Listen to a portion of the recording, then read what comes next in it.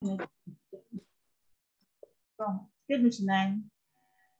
Всем привет! Сегодня 9 апреля, и у нас сегодня акриловые краски, и будет использование пасты.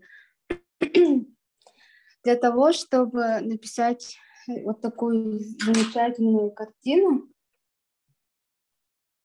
нам понадобится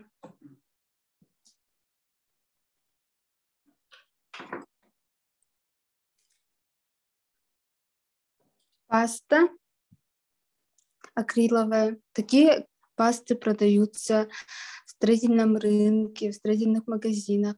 Также продается в хозмаркете. Либо вы можете взять акриловые краски. Вот такие бывают. Брауберг – это китайская краска. Они будут дешевле. А есть очень вот такие краски, но они тоже дешевые, но это уже почти нет краски, кажется. Есть мастер-класс фирмы. Вот такие краски будут подороже. Но разницы с Браубергом никакой нет. Вот эта упаковка очень удобная, оказывается. Вот в краске, в тюбиках они очень быстро сохнут и ломаются вот эти тюбики, крышки.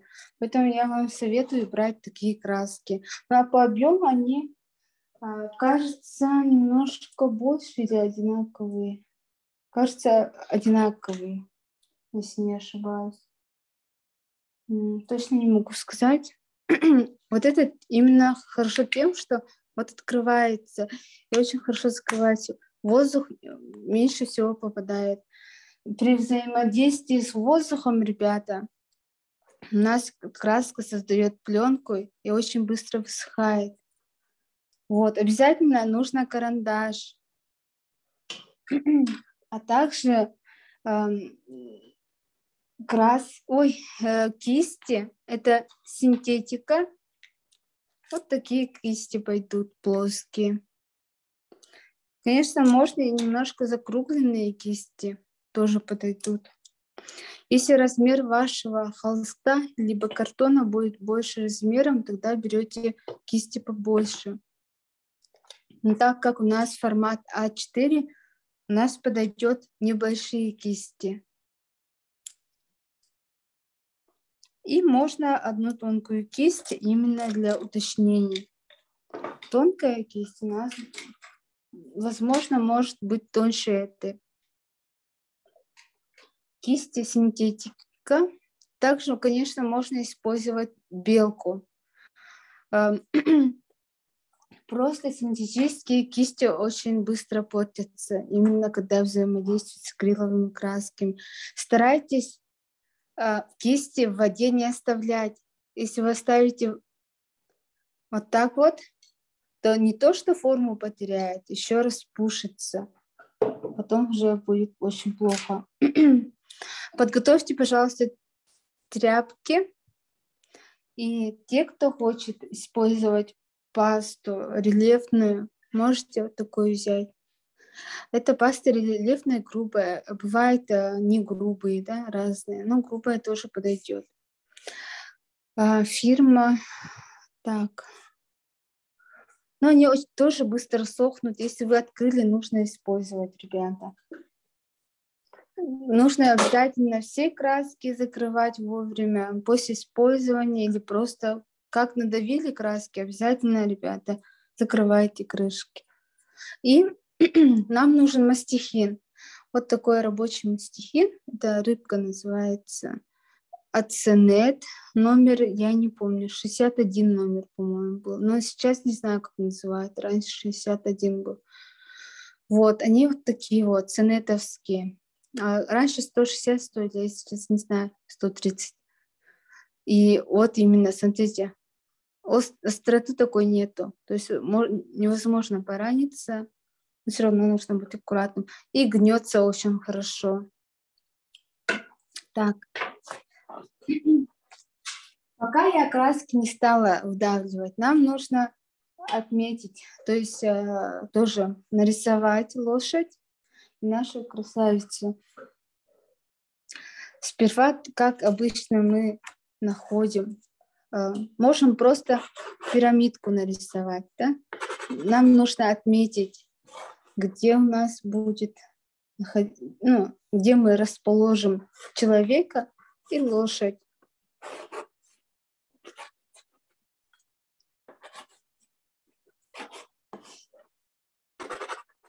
То есть мы должны компоновать правильно, да? Исходя от этого, мы уже где-то отмечаем грубо хвост, вот большие объекты. Сильно на мелочи не смотрим, пока ничего сильно не прорисовываем. Примерно отметили. Так, вот наша картинка. Картинку, ребята, в WhatsApp-группе отправили. Посмотрите, пожалуйста. Вот, теперь берем карандаш. Это у нас линейка будет.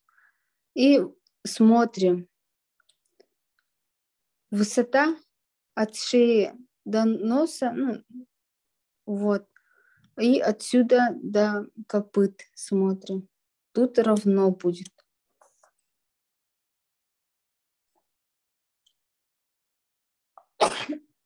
Извините, пожалуйста. Ой, простите. Чуть-чуть выше сделаю.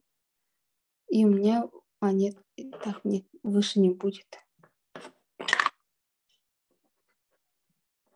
Здесь серединка, и здесь уже будет голова. А здесь уже копыта. Примерно здесь прорисовываем.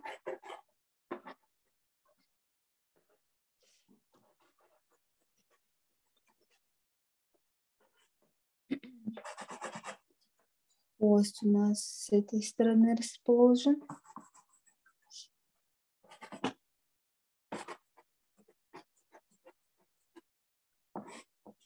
Примерно отмечаем живот.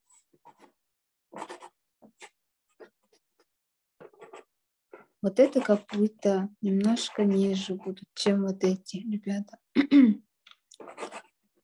Задние вот на этом уровне будет.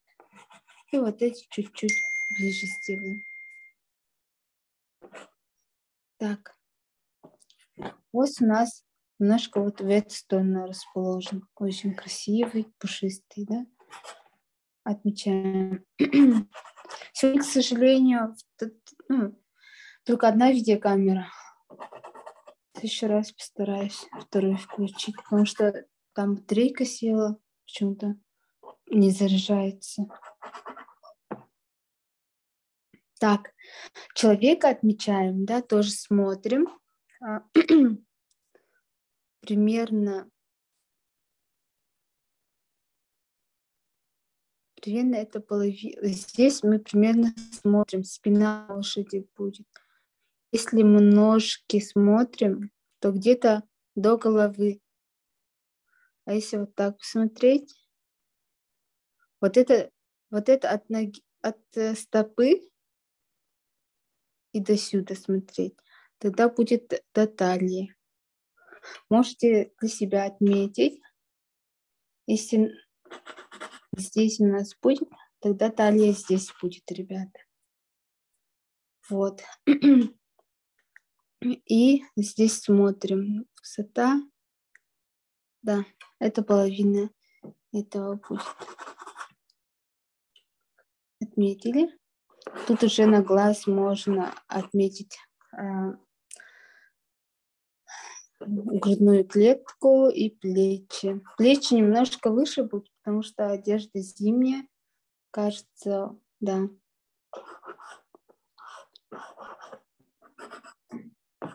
И здесь у нас,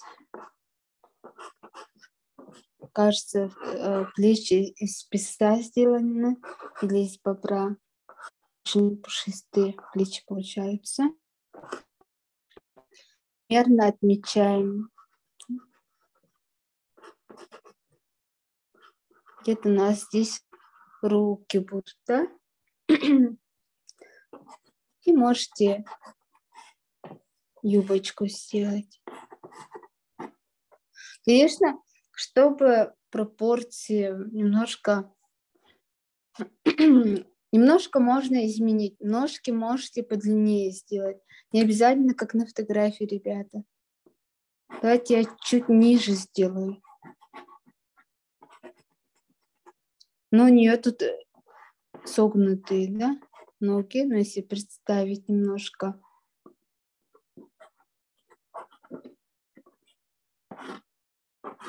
Да. Здесь у нас волосы. Ушки отмечаем. Все от большего рисуем. То есть все время находим, да, где-то мы неправильно сделали. И каждый раз находим. Конечно, нужно все измерять, если хочется прям идеально, да, тогда надо все смотреть. Ширину, высоту, все это надо мерить обязательно. Вот эта часть ближе к этому будет, да. Можно тут плечо поменьше сделать. Да, видите, каждый раз что-то смотрим, исправляем каждый раз. Вот.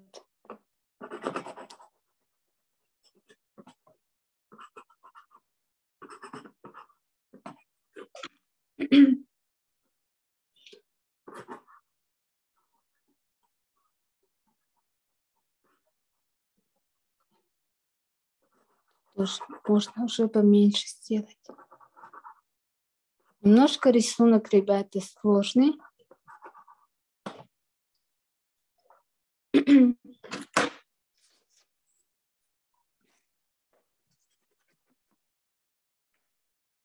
Уже отмечаем, где у нас земля будет.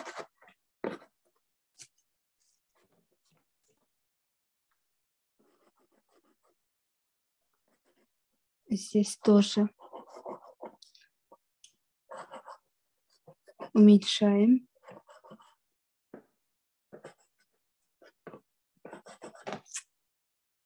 Можно, конечно, все это угловато сделать. Можно немножко смягчить. Тоже на ваше усмотрение.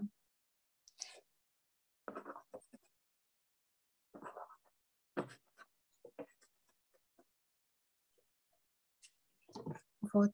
Поближе будет вот так.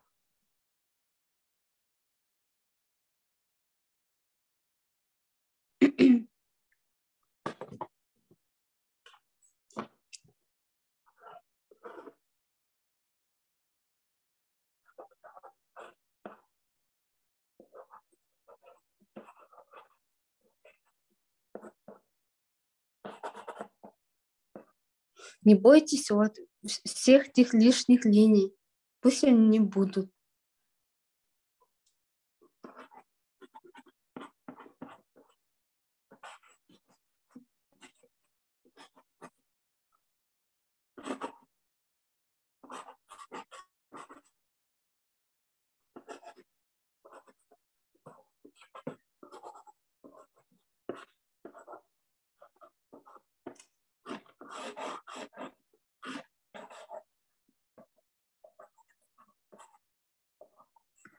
Так, здесь у нас носик и глазки будут.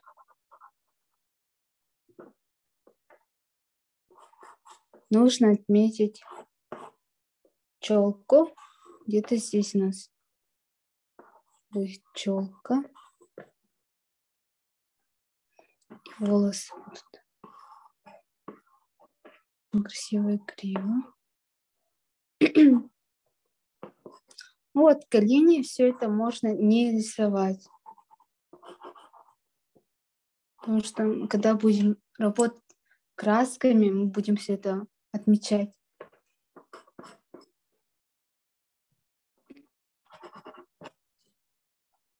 Вот.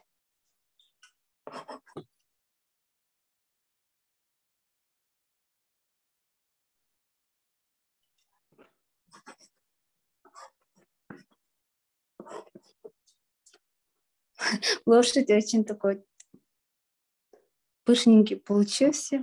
Очень красивая лошадь.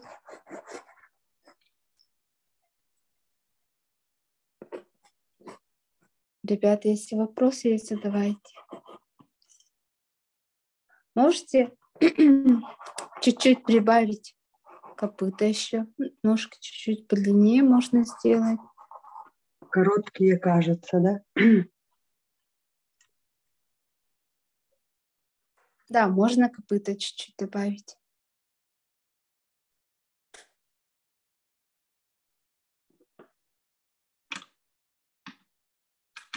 Можно еще прибавить, да? Чуть-чуть. Все это мы... Угу.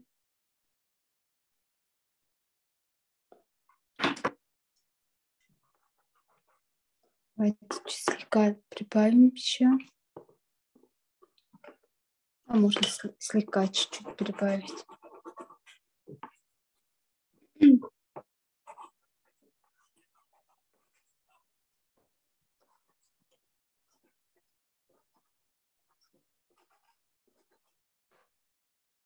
Вот так будет. Ну, лицо можно не рисовать. Сзади нас, кажется, можно сделать деревья, можно сделать просто чистое голубое небо. Тоже, ребята, фантазируйте, пожалуйста. Если вы сделаете голубое небо, не забудьте сделать рефлексы. Здесь немножко более такие зеленые рефлексы, и как будто сзади деревья либо скалы. Вот. Можем сделать небо голубым. Яркое небо сделаем. И можете сделать деревья. Можно где-то здесь отметить деревья. Тут солнышко нарисовать. Можно облака. Просто у нас сейчас рисунок немножко посложнее, чем предыдущий, потому что здесь у нас не только животное, но и человек. То есть лошадь и человек. Поэтому будет немножко сложнее, поэтому нужно как бы небо полегче сделать. Деревья там. Ну, конечно, кто хочет деревья, можете деревья рисовать, писать. Немножко сделаем попроще. Здесь можете слегка отметить, где у нас линкебер будет. Где-то здесь. Тут еще отметим. Примерно так будет.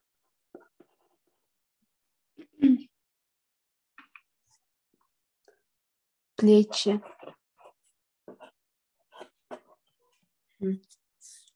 Давайте приступим. Краски мы сейчас будем давить. Насчет пасты, пока мы пасту не будем использовать. Будем в конце использовать. Поэтому сейчас нам нужны кисточки. Можно мастихин, конечно, взять, чтобы смешивать. Вообще мастихин хорошо подходит краски смешивать вместо кистей. Но также можно использовать и в рельефной живописи.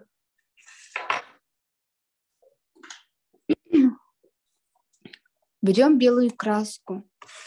Должны положить, потому что лошадь... Если посмотреть на картинку, видно здесь, что лошадь белого цвета. Но, как мы ощущаем, да, а видим немножко много других оттенков. Серые, зеленые есть, да, где-то теневые есть, где-то световые. Ложите белую краску. Белого немножко больше надо, чуть-чуть. Нам нужен голубой.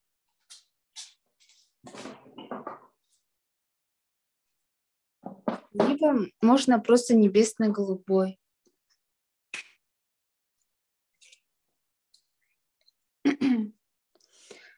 Можете добавить синий. Ну, голубого цвета много не надо. Слегка.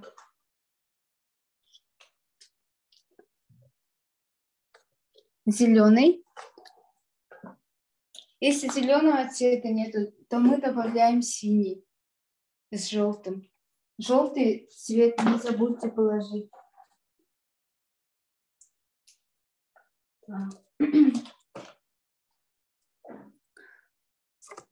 Так, желтый. У меня краска.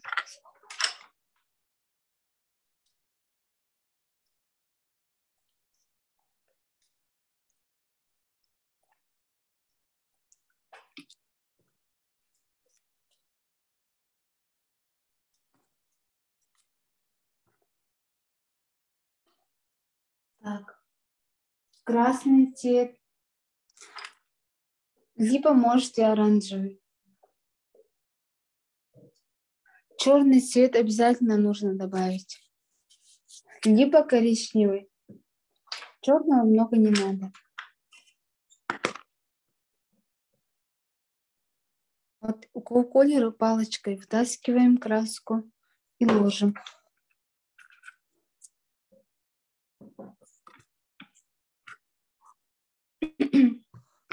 Как мы помним, ребята, акриловые краски очень быстро сохнут, поэтому немножко нужно время от времени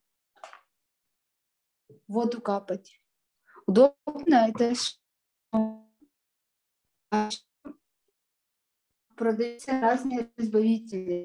К сожалению, у меня разбавителя нету, но разбавитель, когда добавляют в краску, просто разбавитель для акриловых красок называется. В художественном магазине продается. Такие очень хорошие. Используются именно, чтобы задержать именно момент высыхания. То есть очень быстро сохнуть не будет. Очень удобно. Вот я сейчас пытаюсь краски открыть, они уже, кажется, высохли. Вот старый тюбик не открывается. Там уже... Так.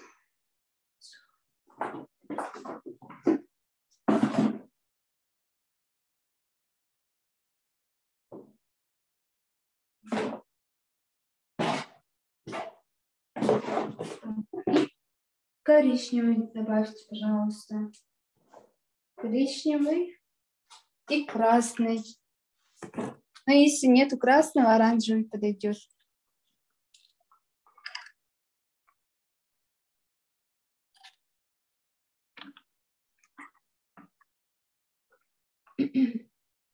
А какой густоты у ваших красок? Вот смотрите, это колер. Колер немножко вот именно совсем мало надо добавлять. Вот это колеры. А вот это уже идут краски Такие акриловые. густые, как масляные, да? Нет, не как масляные. Но вот этот почти высыхает. Там он такой тверденький стал. А так, вот смотрите, как сметана. А вот это будет колер более жидкими. Ребята, очень быстро сохнет, поэтому берем кисть. Вот кисть с водой берем и капаем туда. В краске ваш немножко воды покапайте, пожалуйста, а то сейчас высохнет.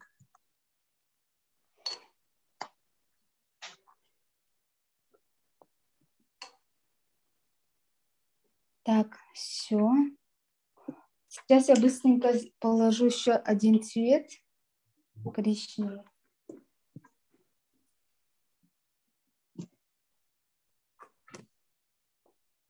Если у вас акриловые краски высыхают, они будут более густыми. Но краски, которые высохшие полностью, они выглядят как пленка, потому что при высыхании образуется пленка. Так, все краски положили.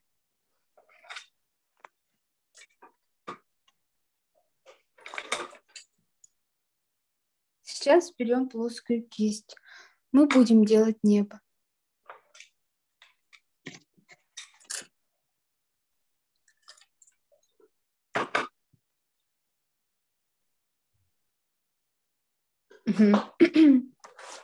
Берем немножко воды. Акриловая краска, ребята, есть такой минус акриловых красок. Если много воды добавите, краска не будет ложиться совсем. Если вы совсем мало воды добавите, то будет гуще, да? Поэтому, ребята, где-то 20% воды должно быть. То есть меньше воды, больше красок. То есть мы не будем делать как акварель. В акварели воды где-то бывает много, чтобы сделать несколько слоев. А бывает, что именно очень густо ложь, тогда воды мало добавляют. А в нашем случае вода будет немножко поменьше. Вот у меня немножко в кисточке вода есть. Я сильно много воды не стала добавлять. Потом я беру небесно-голубую. У нас цвет такой небесный, яркий будет очень. Смешиваем. Если вы заметили, ребята, у вас акриловая краска, либо эмаль белая. У кого эмаль белая, будет погуще. У кого просто акриловая краска, она будет прозрачная. Поэтому, если вы где-то совсем тоненько положите, может быть виден карандаш.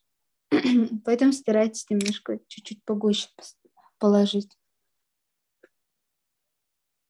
Смотрите, это у нас небесно-голубой, очень яркий.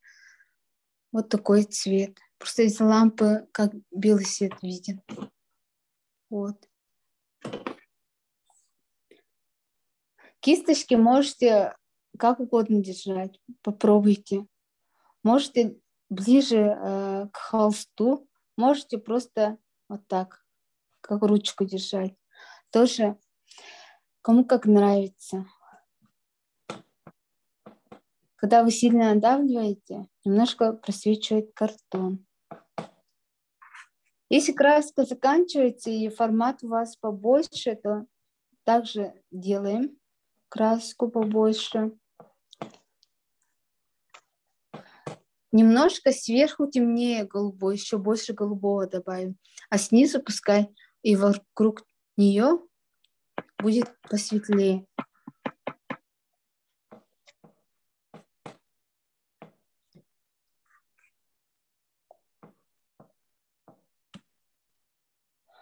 Акриловые краски очень хорошо и долго сохраняются, ребята. И акрилом не обязательно по картону, по холсту писать. Очень хорошо подходит акрил для ткани, для дерева, для мебели. Можно мебель, шкатулки и эти рисовать. Рисовать можно... Воду много сильно не добавляйте, ребята. Если хотите, чтобы пленка хорошая образовалась и не сильно прозрачная, то, конечно, краски немного побольше делать. Также можно кухню разрисовать. Вот, очень красиво получается. Также хорошо подходят. Можно, конечно, и сейф рисовать, по металлу можно рисовать. Вообще, акрил очень хорошо подходит, да? Не обязательно. Ну, грунтовать тоже можно.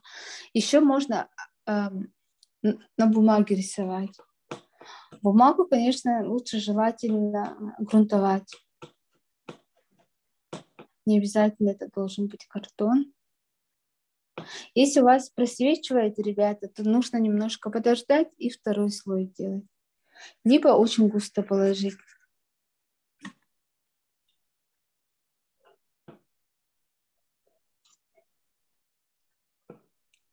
Где-то немножко делаем больше голубого, где-то немножко больше белого. Старайтесь в один цвет не красить.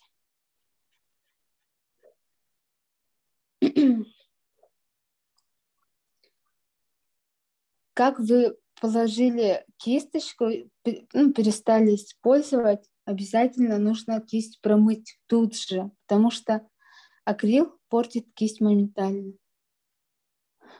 кисточки, которые после акрила, если оставить в воде или просто вовремя не помыть, то у вас распушится все равно.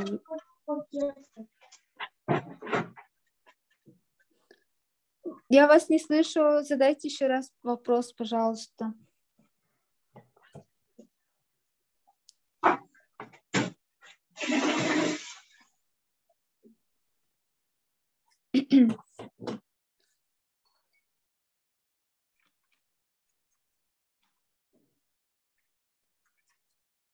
Где-то немножко больше голубого добавляем.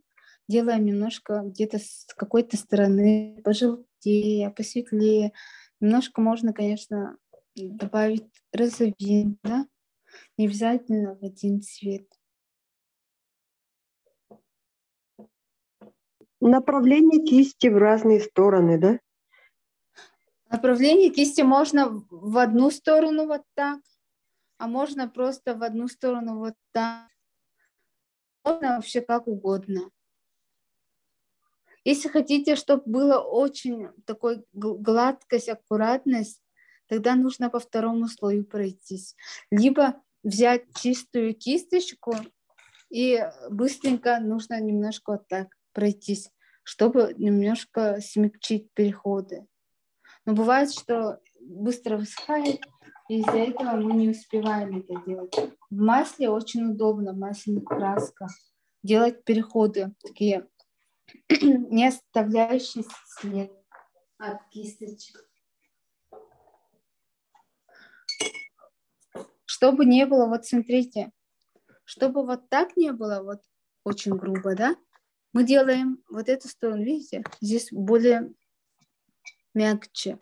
То есть мы второй раз, по второму разу немножко еще краской проходимся и аккуратненько смягчаем, да, добавляем еще краски, тогда будет аккуратнее. Вот. А вот эта сторона, видите, почти прозрачная.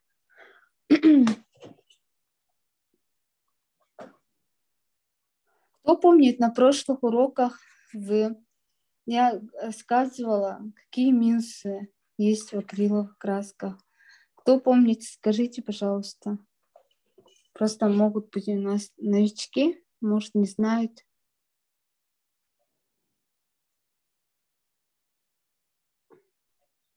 Краска мерзнет на холоде, да? Вообще, если, ну да, в принципе, мерзнет, но бывает еще другой минус у акриловых красок. Вы про какую-то краску говорили, что ее на улицу, если так, портится. Да, Какую-то это краску у нас это был акриловый грунт. Это грунтовка была. А есть минус тоже... еще, да. И еще минус есть в том, что акриловые краски темнеют. То есть, когда при высыхании, когда мы красим очень ярко, да, очень светло, а когда мы краски через какое-то время, через час или через 2 часа посмотрели на картину, и картина стала вот эти другие цвета, красные, да, черные, коричневые, они стали более темными. Поэтому, ребята, темные краски сильно не делайте. При высыхании краска очень темнеет. Вот это минус. Ну, по идее, не такой уж и минус, можно это использовать, можно сильно не чернить. Я по второму разу прохожусь, и видите, у меня уже серого картона почти не просвечивает. Но, ребята, не забудьте, ваши краски, когда вот так стоят, они высыхают. Время от времени немножко добавляйте воду, чтобы краска не сохла.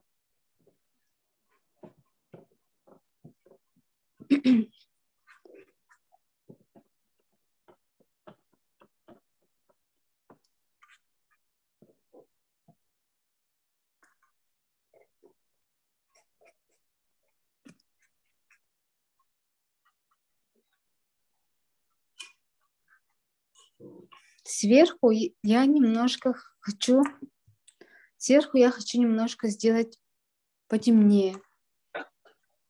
Значит, я немножко больше добавляю небесно-голубого. Blue Sky называется цвет. Сделаю переходы. Сразу я не стану именно чистую краску ложить, а сделаю переходы. А потом ближе к верху у нас будет намного темнее.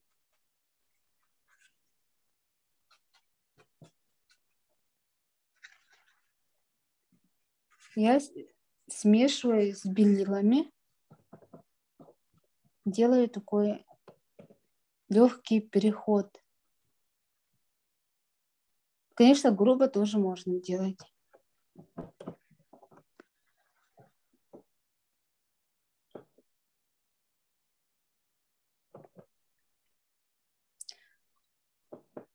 Можно также вот хозяйственные сумочки делать и поверх рисовать.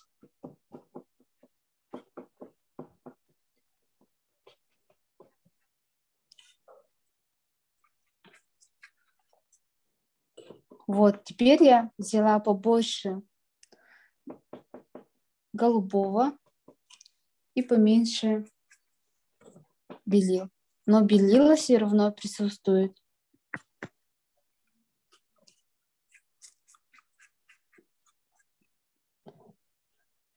Картины акрилом очень сочные, яркие, тоже очень классно.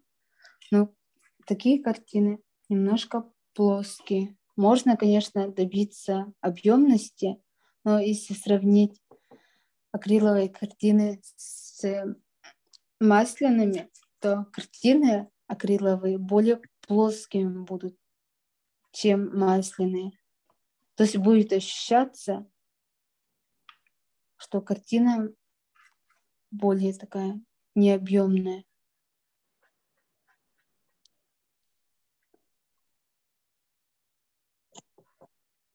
И любая картина ваша, которая написана вами, в любом случае вы должны обязательно лаком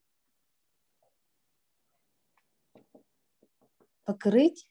Когда вы покрываете лаком, ваша картина сохраняется надолго.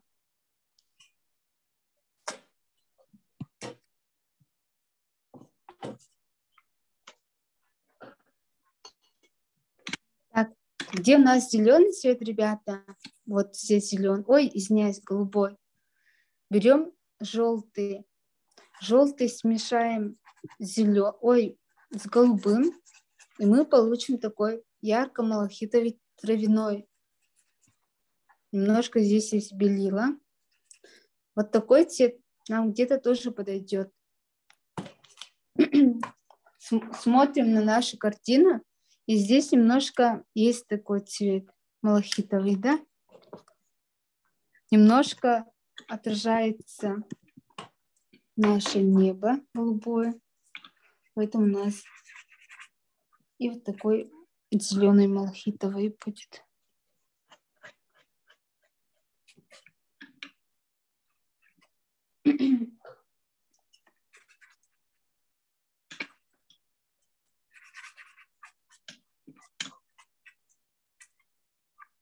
Так, вот так я добавляю.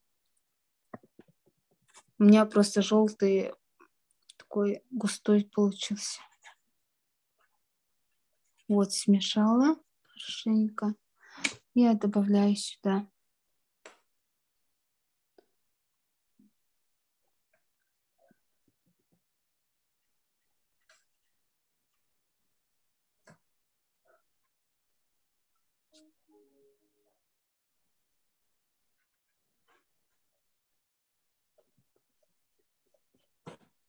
Угу.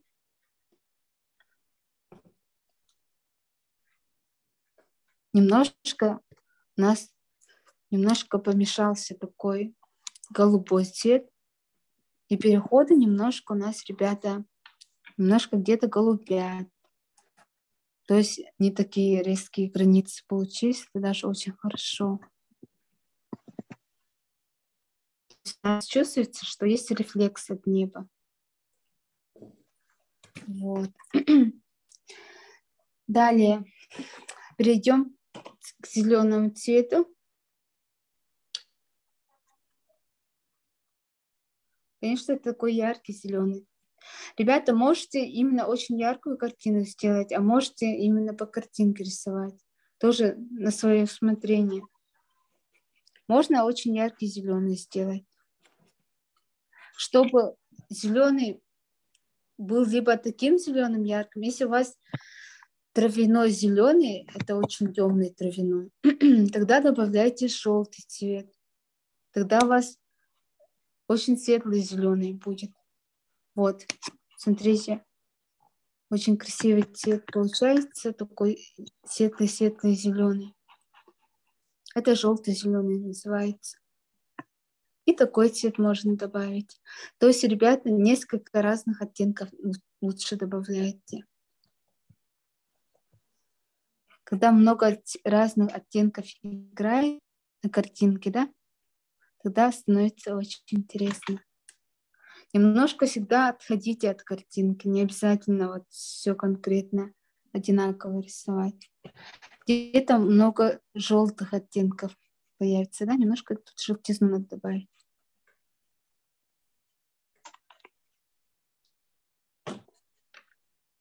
Тут я немножко еще добавлю такой цвет. У вас может быть это английское красное. Немножко цвет сделала. У меня может быть английское красное, либо сено-жженое у вас может быть, либо английское красное, либо коричневый с краснинкой. А можно, конечно, вот цвет добавили и такой более такой сероватый зеленый получили, да? Немножко похож на травяной, но травяной более яркий, да?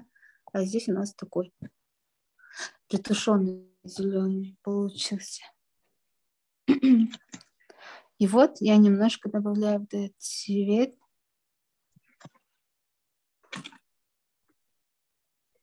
Если краска полотится, не забываем добавить воду.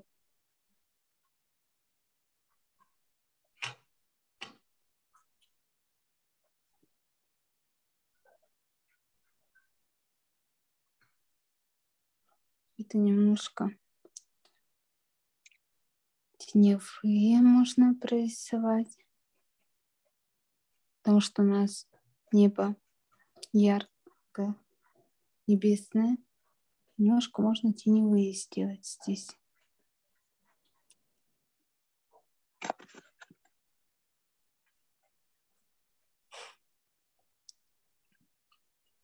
Тем больше оттенков, тем красивее становится наша картина.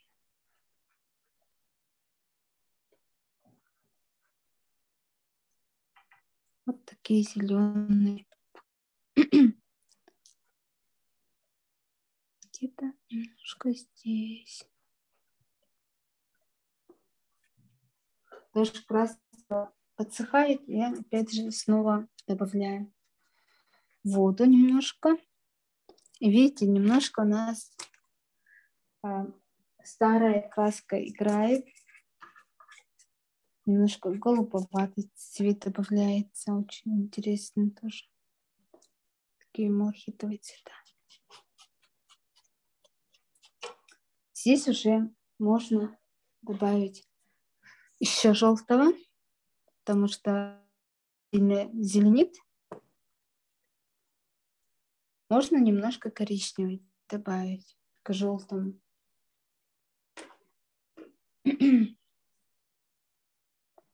Акриловая краска сильно густая не должна быть. Гуще может быть паста колера, да? Но бывает и много воды бывает в колерах, но надо смешивать, чтобы не сильно густо было. Так, я добавила желтый.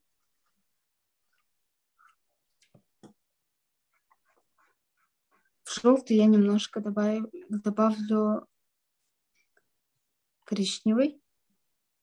но не полностью это смешаю. И сделаю коричневизну. Если краска плохо ложится, то нужно немножко добавить воды. Вот, и где-то немножко, где-то желтеет, где-то коричневеет снизу.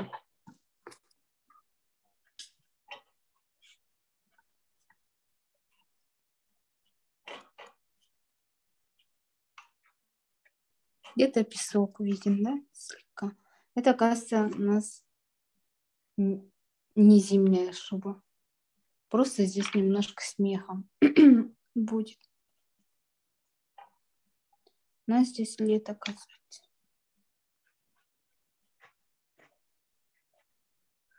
Вот, смотрите. У нас немножко другие цвета заиграли. Но если вы заметили, что ваша картина немножко становится темнее при высыхании, да?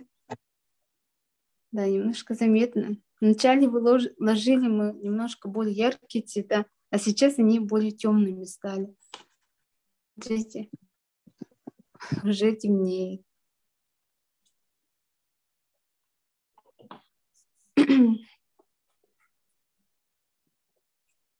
Где-то немножко не хватает желтого, да? Тогда, ребята, давайте немножко где-то еще желтого добавим, потому что краска начинает темнеть. Где-то не хватает вот таких светлых оттенков.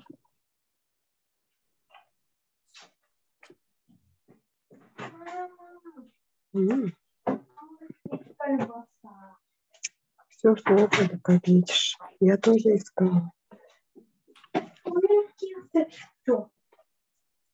Ну, Саяна приготовила только рис, а я не... С чем ты хочешь этот рис? Сыра? Так, видите, уже кисточка начинает высыхать. Уже намного сложнее становится, да? Нужно обязательно кисточки помыть. Убрать, где здесь очень много уже высохшей, акриловой краски. Это дешевые кисти, которые с акварели, да, они вот так быстро ломаются, или это китайские с Алиэкспресс, поэтому нужно здесь изоленту сделать. Потому что мы кисти обязательно моем, и быстренько клей отходит. Вот так вот.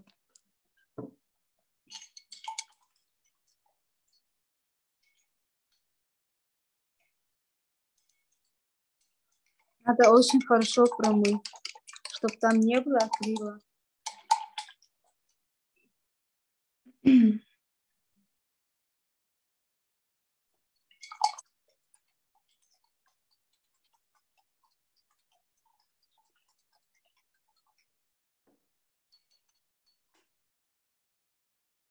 И нужно хорошенько протереть. Так, все, это большая кисть нам уже не нужна. Берем кисть поменьше размером. Да. Акриловые краски немножко отличаются тем, что, да, если мы положим где-то темные и поверх темных красок положим светлые, немножко все равно будет просвечивать. Это, допустим, если мы черный цвет положили и поверх немножко белила, это будет заметно очень. Конечно, можно начинать со светлых оттенков, самых светлых, где-то солнечные, тоже как в акварели, да. Ну, конечно, это тоже можно это нарушить. И можно начать, если вы аккуратно делаете, можете начинать с темных красок. По идее, если даже мы неправильно что-то где-то положим, все равно мы будем белила использовать намного проще. Вообще, акриловые краски, они белила и титановые, и цинковые, они все равно полупрозрачные, полупрозрачными называются. Не как в масляных красках, потому что масляные краски, именно титановые белила, очень густые. А здесь у нас акрил, он более такой, полукроющий, полупрозрачный цвет, поэтому нужно белила несколько слоев делать. Если хочется именно идеально белый сделать цвет. Но, конечно, мы идеально белым цветом не пользуемся, где у нас белые цвета у нас более такие солнечные. Это немножко с добавлением красного, желтого, да, и много белил. Так, где-то немножко будет от неба идти рефлексы. Где-то можете использовать ультрамариновые оттенки, синие, да. Немножко голубые, зеленые можете использовать. От травы рефлекс снизу идет, ребята, где у нас ноги. Копыта будут немножко коричневыми, немножко зелеными. А то, что сверху у нас будет немножко где-то голубеть. Немножко где-то здесь травяной цвет будет рефлекс отдавать. Вот. И, конечно, солнечный цвет будет тоже более такой чистый оттенок, без сиреневого цвета. И где-то немножко здесь тоже немножко сиреневый будут идти, где-то будет немножко розоветь, можно даже добавить. Угу. А карандаш будет просвечивать, да? Постараемся сделать, чтобы карандаш не просвечивал, да, то есть это несколько слоев. Когда белый цвет подсыхает, всыхает, мы будем потом еще добавлять, чтобы цвет именно, то есть и картон не был виден, и карандаш. Мы можем от всего этого избавить. Здесь был карандаш, совсем не видно, да, ребята? Видите, хорошо закрылось. То есть несколько слоев, и не будет карандаша. А вот снизу один слой, и можно увидеть, немножко картон просвечивает. Ну, тут тоже можно добавить. Все успеваете?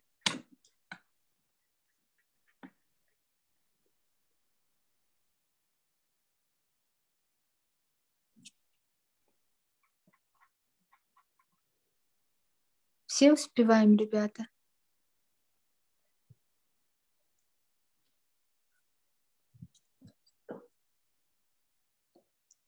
Да. Молодцы.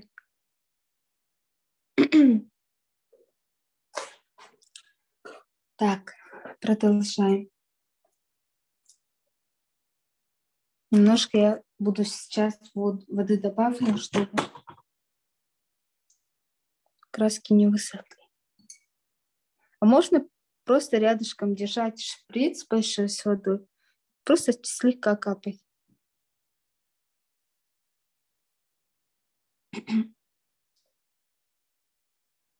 Вот этот зеленый, который мы ложили, немножко нам нужен будет для рефлекса. Там тоже можете слегка покапать.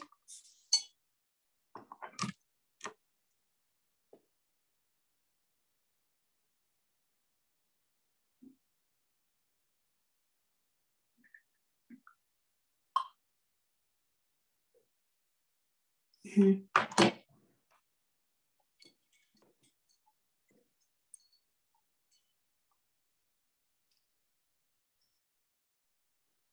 Так, немножко добавить надо голубой.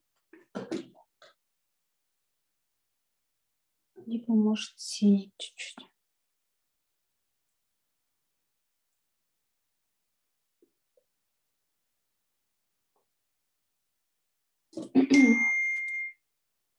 Так, белила. Белая краска очень быстро заканчивается. Поэтому нужно белила больше брать.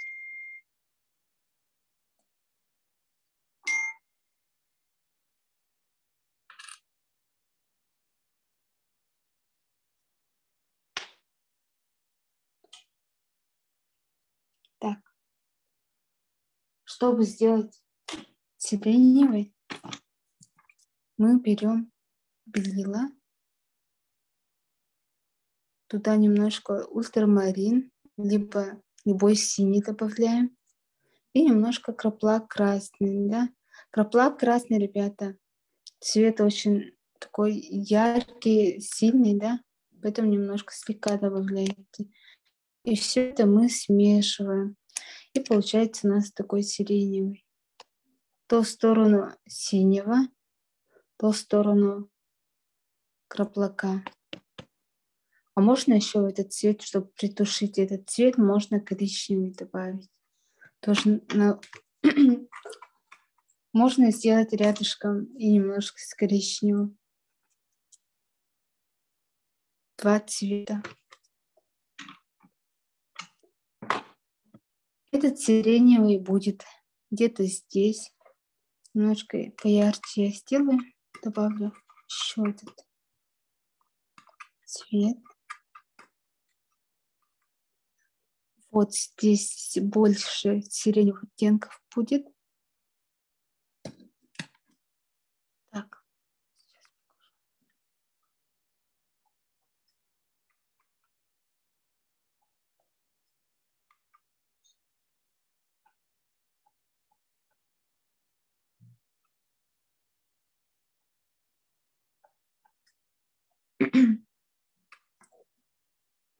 Где-то здесь волосы можно добавить, да?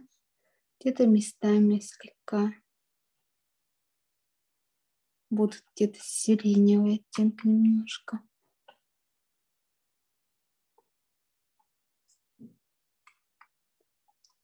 Где-то немножко здесь сиреневый будет играть.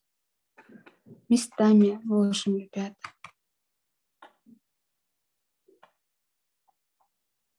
Если вы даже неправильно положите, ничего страшного.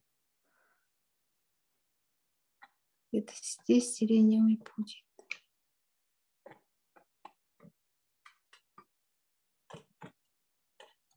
Где у нас хвост.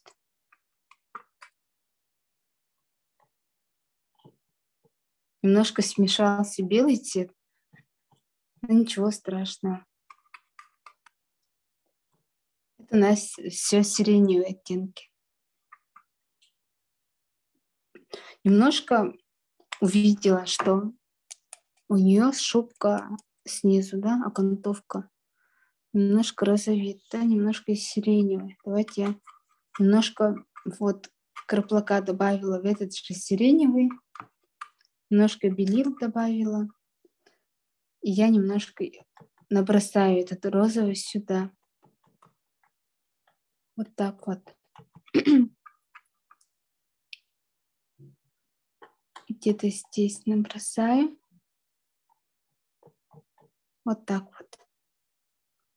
Потому что этот цвет, который я видела, можно здесь использовать. Где-то розовит, розовинку можно сюда немножко прибавить.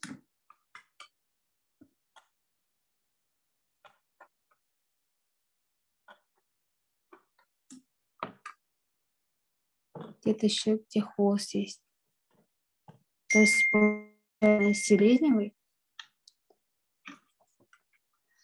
то в сторону синего, то в сторону голубого. Ой, сиреневого, да? Где-то я еще более такой. В этот же сиреневый я добавила немножко синий циан. Ну, так как нет ультрамаринового цвета, у вас может быть, кстати, а у меня нету. Но у меня здесь циан играет синий. Вместе с этим сиреневым. То есть сиреневый я добавляю то больше синего, или где-то добавляю больше белого, где-то немножко больше краплака красного. Краплак красный у меня идет колер.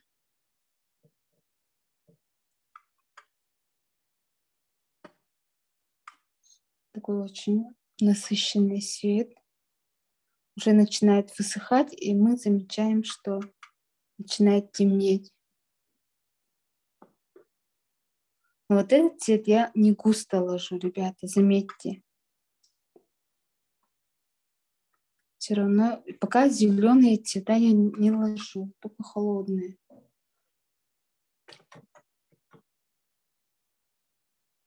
Здесь еще нам надо будет добавить чапрак. Поэтому я не буду вот эту сторону пока прорисовывать. Оставлю для чапрака.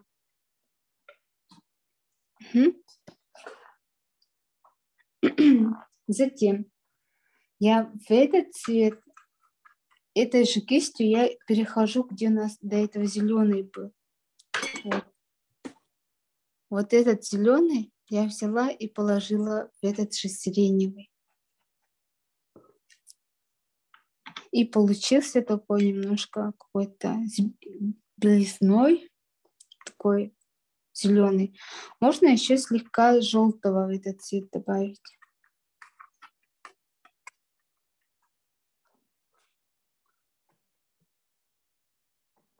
Он не такой, видите, очень светлый, зеленый. Ну, посмотрим, будет при высыхании немножко темнее. Но здесь мы должны все равно добавлять еще более темные цвета. Конечно, старайтесь все под цвет ложить. Вроде у нас лошадь белого цвета, а мы здесь зеленый, где-то такие оттенки начинаем добавлять.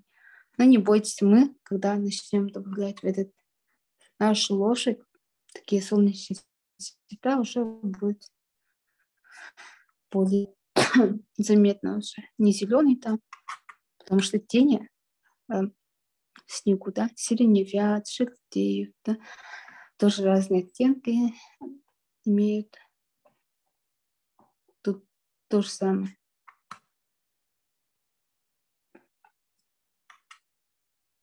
Если мы здесь все белым прорисуем, очень плоская картина будет, а мы должны добиться объема. Где-то где в сторону хвоста немножко где-то зеленеет, да? Смело добавляйте.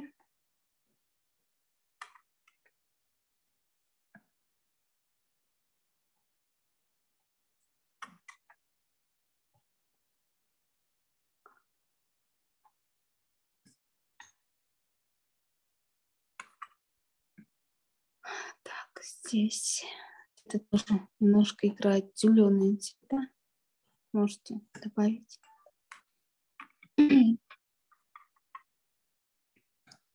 Ага. Можно, конечно... Ой, извиняюсь.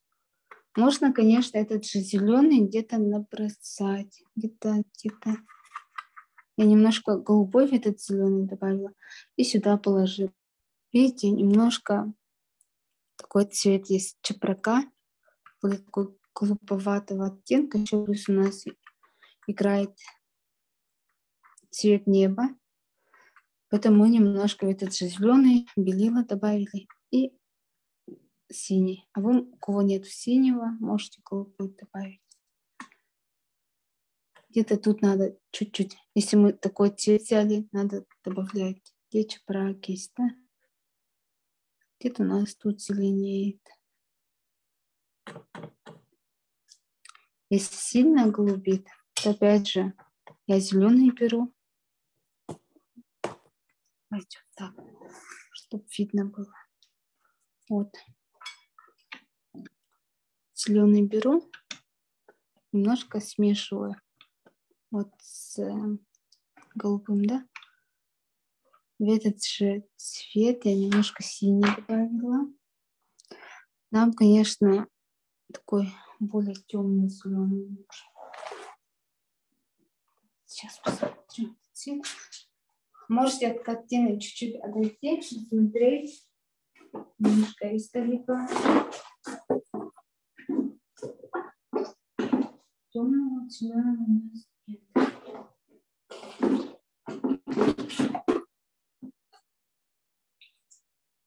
Так, сейчас.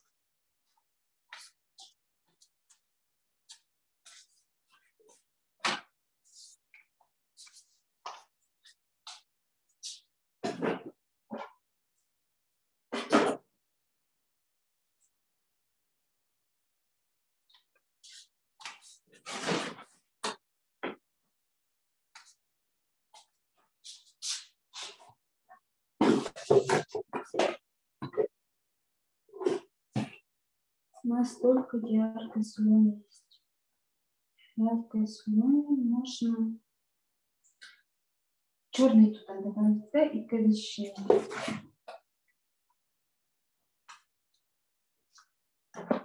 Давайте так сделаем.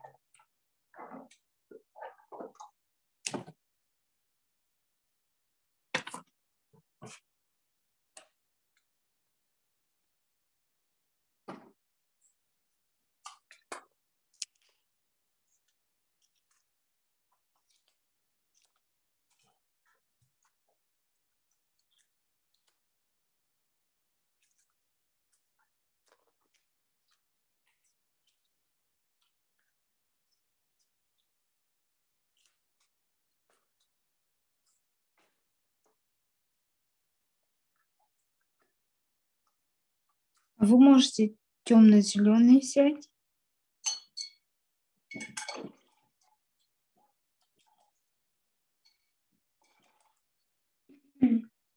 Либо попробуйте зеленый добавить. Черный чуть-чуть.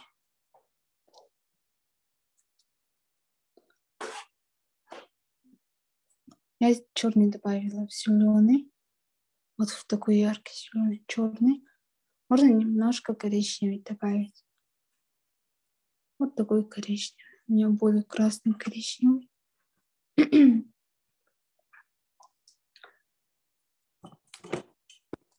Этот цвет у нас будет немножко в теневых.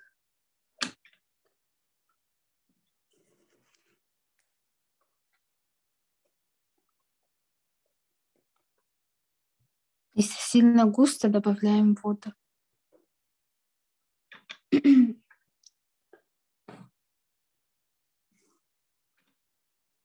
Можно, конечно, еще слегка воды добавить.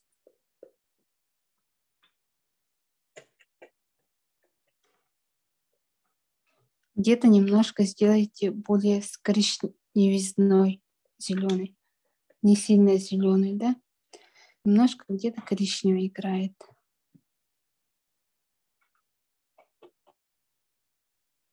Допустим, я слегка сюда добавила.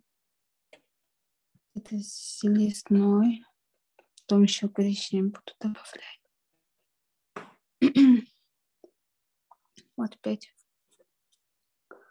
перешла в коричневый цвет.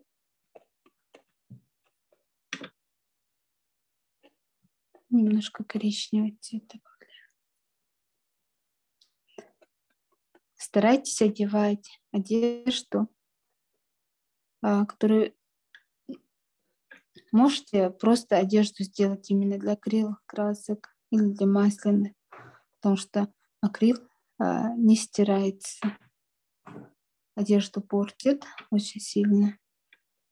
А масляная краска очень хорошо смывается в первый же день. То есть стирается хозяйственным мылом. Акриловая краска не стирается с одежды.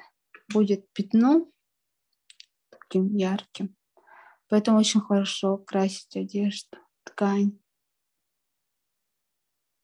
Можно на коже, ребята, можете рисовать. Есть такие краски, называются контурами. Именно акриловые деколы фирмы. Ну, они очень дорогие, но можно не обязательно такие брать. Можно просто акриловые краски брать. И если хотите именно точно сделать, можно, по-моему, в шприц надавить и как капелька рисовать. Или можно туда блески добавить. Есть еще такие с клеем блестки очень хорошие. Вот эти можно вместо деколы брать. То есть намного дешевле будет. Если цены посмотреть на маленький ютубик деколы, 200, там, больше 200 рублей, то вы можете брать просто обычный шприц и туда выдавить. Но, конечно, если вы выдавливаете, нужно использовать в тот же день, на следующий день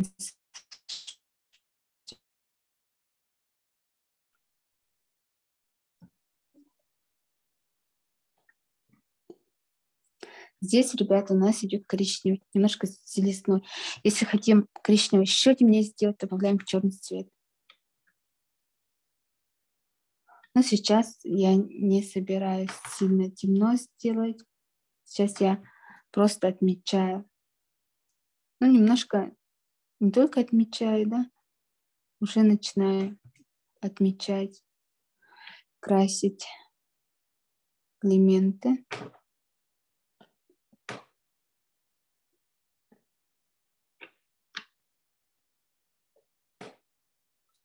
А каким цветом вы сейчас делаете? Это коричневый. Коричневый цвет, немножко зеленый. Немножко где-то я черный добавляла. Но сильно чернить пока не буду. Потом еще в коричневый черный буду добавлять.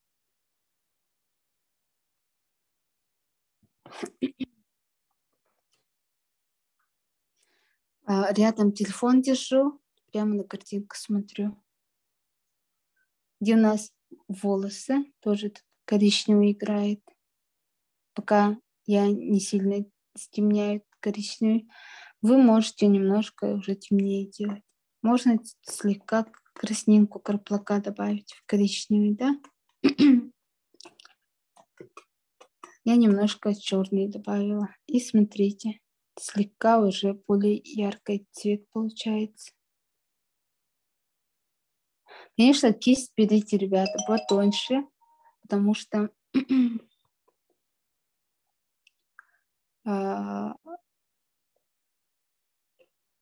вот эти контуры сложно делать такой большой кистью. Я делаю ребром, видите? Типа можно вот так ребром, но так дольше будет. Я еле касаюсь. Так еле касаюсь.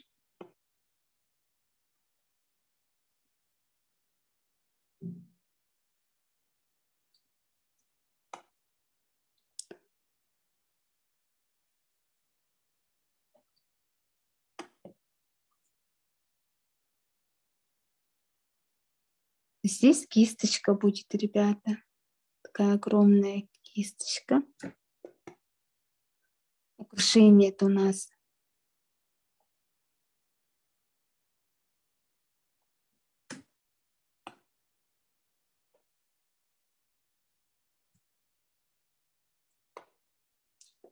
где-то здесь еще теневые.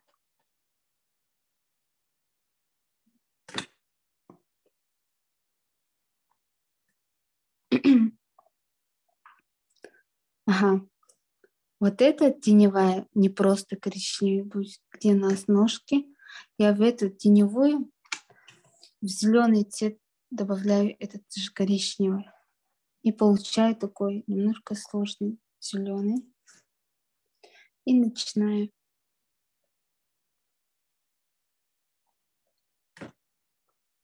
ножка рисовать. Тоже надо немножко форму придать, ребята.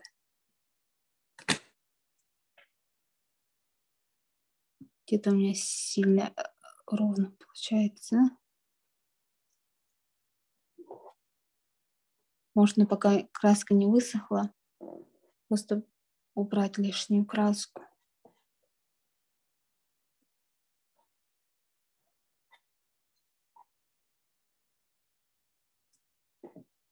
Можно еще пальцем притушить коричневый, да? Вот смотрите, я вот краску ложу, и можно просто пальцами сильную темноту убрать. И слегка вот такая останется краска.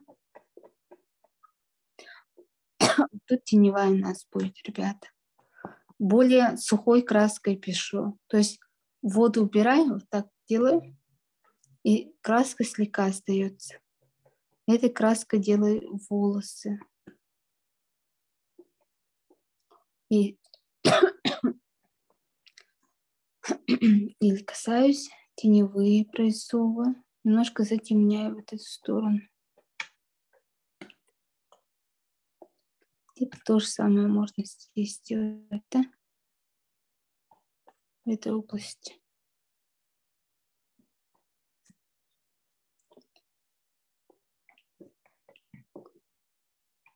То же самое можно.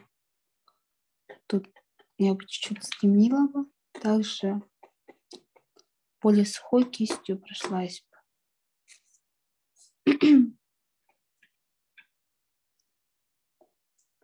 Ага. То же самое здесь делаем. Где-то теневая здесь будет. Прорисовываем тем же зеленым. Где-то можно здесь немножко убрать вот этот кричащий яркий цвет.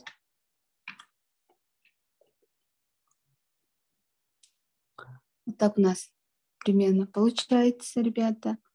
Вот этот зеленоватый коричневый вот этот цвет мы берем и начинаем затемнять. Здесь накидаем теневую, да, зеленоватый коричневый цвет. Слегка притушить пальцами. Где-то здесь делаем теневую.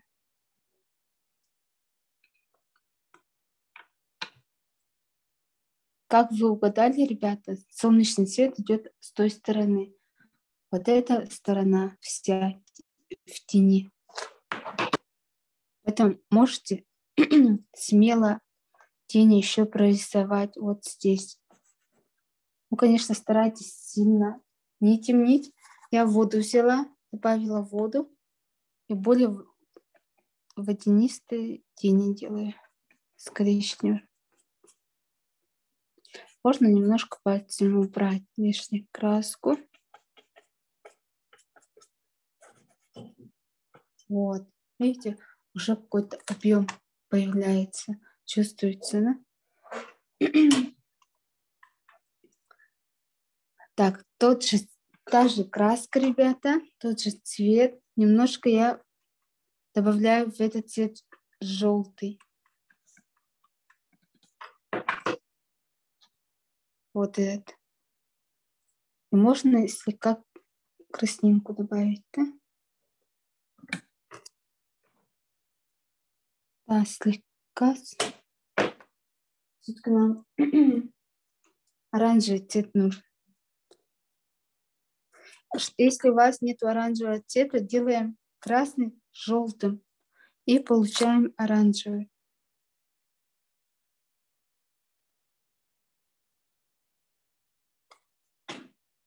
Я взяла оранжевый. Хочу в этот цвет добавить. Где мы до этого делали. Коричневый такой. С оранжевизной будет. Этот немного более темный цвет будет теневая. Здесь где-то слегка будет оранжеветь, немножко коричневее. Такой золотистая охра, это называется цвет. Этот же цвет мы добавляем сюда. Но можно сюда еще немножко сиреневый добавить. Вот это у нас теневая. Ну, пока я сюда добавила такие золотистую охру, которую только что мы сделали.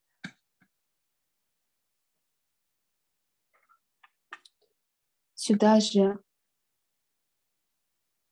тоже надо чуть-чуть слегка добавить. Ребята, кисть уже потоньше берите. Очень сложно большой кистью рисовать.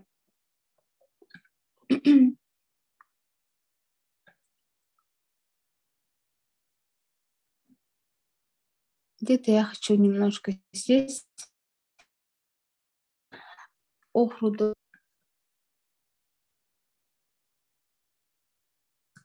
Вот где у нас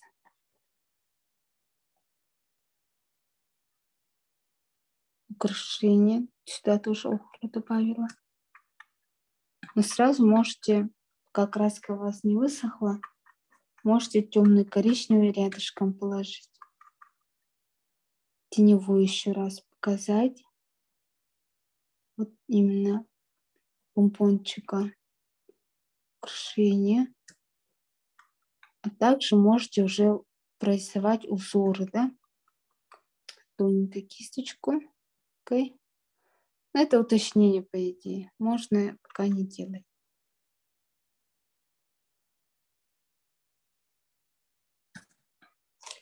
Мгм. Так, сюда немножко я еще темноту добавила. Где-то немножко вот это такой темный золотистый, где коричневый слегка играет. Можно этот цвет немножко добавить в копыта. То есть копыта у нас сильно уже начинает темнеть. Потом еще белила добавим вместе с желтым.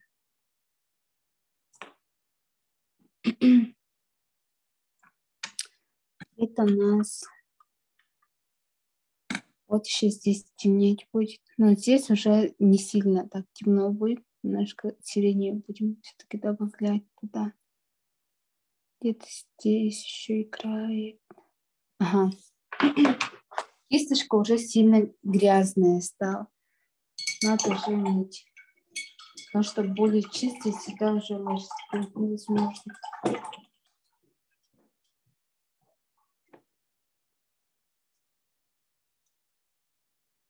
Втираем. Далее. Более оранжевый цвет берем, но немножко с коричневизной. Вот. Вот этот оранжевый мы немножко в коричневый добавили. Краска, которая здесь оставалась, немножко смешалась. И такой светло-охристый получился. Этот цвет, яркий цвет, уже здесь немножко набросаем. Все равно играет зелененький попал. Это немножко надо слегка светлее сделать.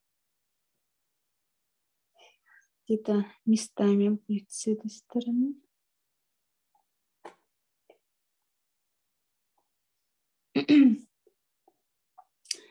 Вот смотрите, чистый оранжевый, такой яркий.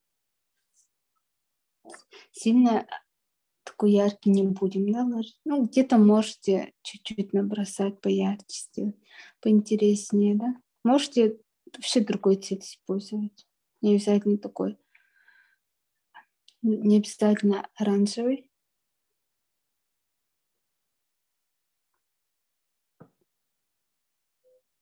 Тоже фантазируйте.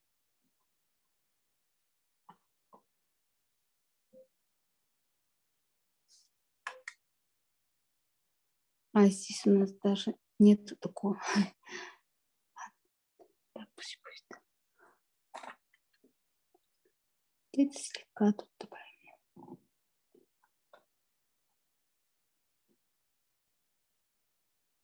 Угу. Где-то можем, где кисточка есть, тоже где-то оранжевенький добавить. Где-то можно здесь слегка еще добавить. Все равно это будет темнеть, и вот эта яркость уйдет, видите, уже уходит. Изображение куда-то пропало. Так, сейчас я... Ой.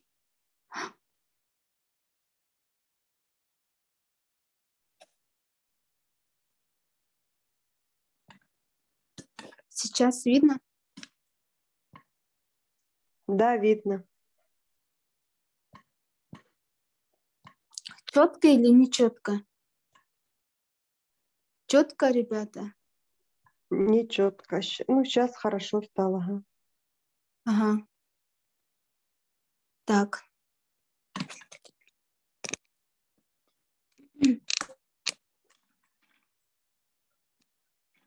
Вот когда я сверху камеру держу, у меня ноги очень короткими кажутся, оказывается, на телефоне, а на самом деле ноги не короткие, ребята. Просто это перспектива.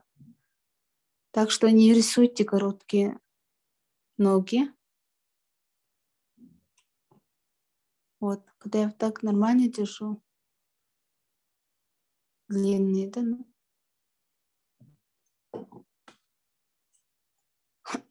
Так.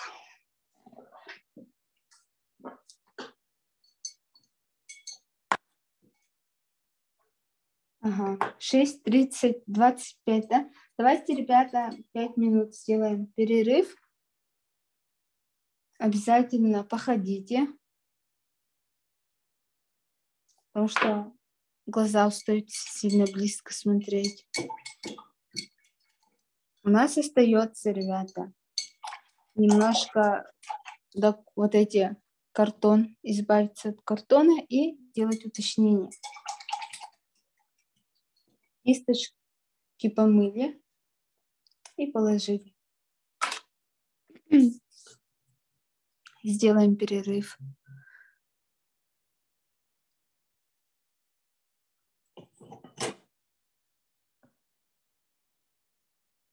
Очень классно получается.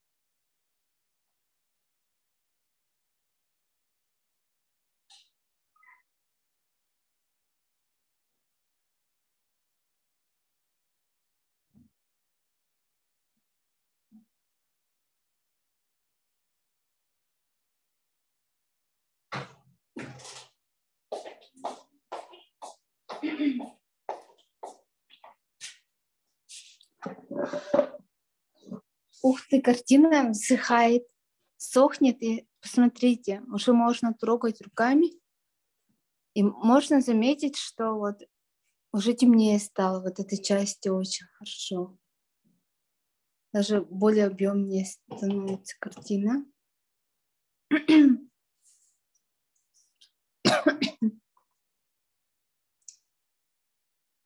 Так, ага. Сейчас можно делать немножко... Ну, давайте немножко одежду сделаем, пока не будем прям переходить к белому цвету.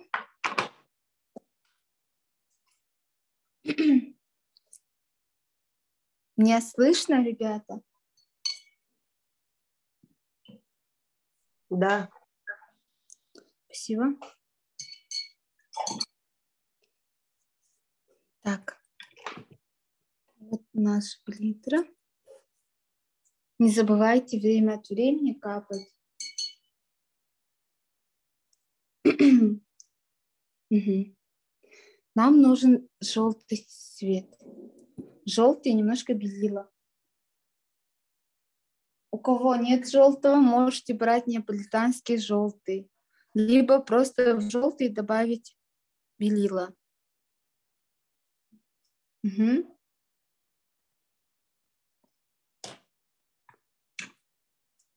Можно еще немножко оранжевого добавить. Вот. Получается у нас немножко с белилами такой почти что телесный.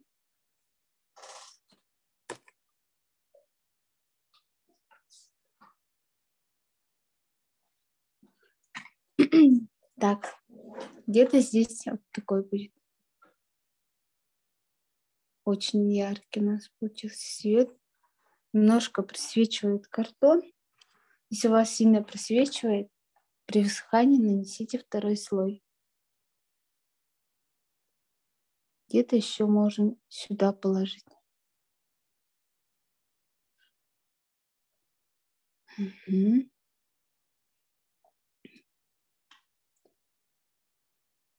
Давайте. Я тут немножко закрываю, потому что фон у меня серый. Потом я еще сюда добавлю более светлые оттенки.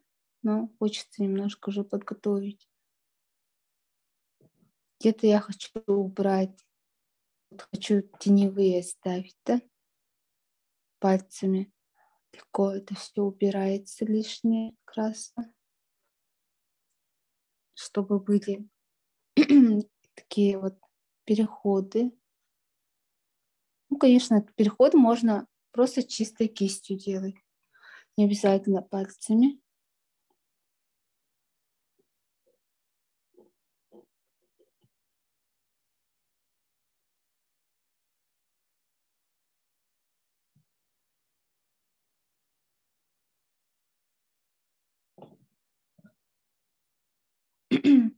Будет так.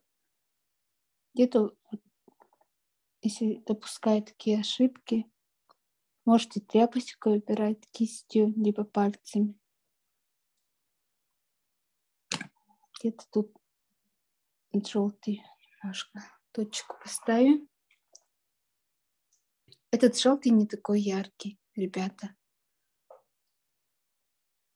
Можете притушить вообще желтый цвет, добавляя туда белый, немножко можно оранжевый добавить или краснинку. И немножко еще по второму разу прохожусь, потому что хочется, чтобы не было таких серых оттенков. Потом я еще где-то буду осветлять все равно. Вот тут, допустим, чуть-чуть переход делаем, чтобы не так грубо смотрелось.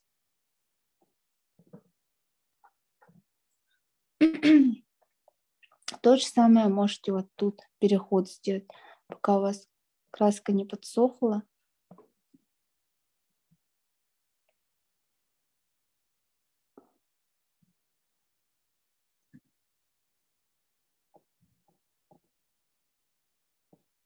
И мы еще там пройдемся. что краска сохнет, поэтому невозможно. Мгм. Так, где-то здесь немножко я добавила светлых оттенков и сразу растушевала пальцами. И очень хороший такой интересный переход получается.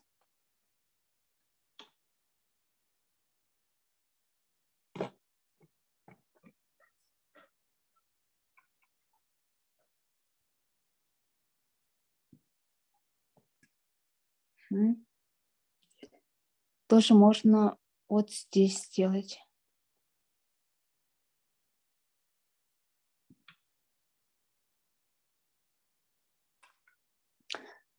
И немножко давайте сюда добавим.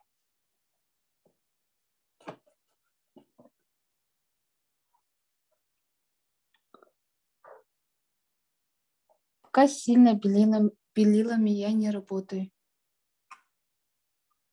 Можно уже слегка где-то добавлять белила.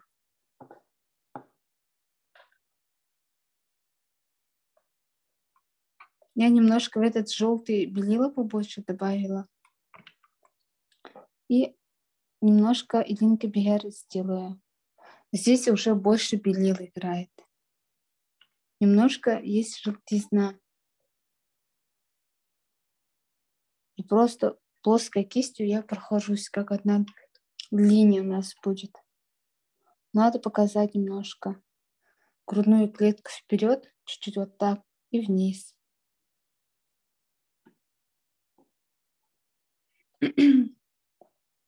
Угу. Если заметили, вот этот, который мы делали, да, он немножко вот такой фиолетовый, да, больше всего, видите? Когда подсохло, совсем неяркий стал, да? Куда-то вот этот цвет пропал. Нам немножко сюда надо, немножко желтым белила добавить. Так. Вот у меня палитра. Вот это у нас белила, да? Все равно в кисточке есть желтый цвет, но больше у меня здесь белила. Если сильно желтит, надо еще больше белил добавить.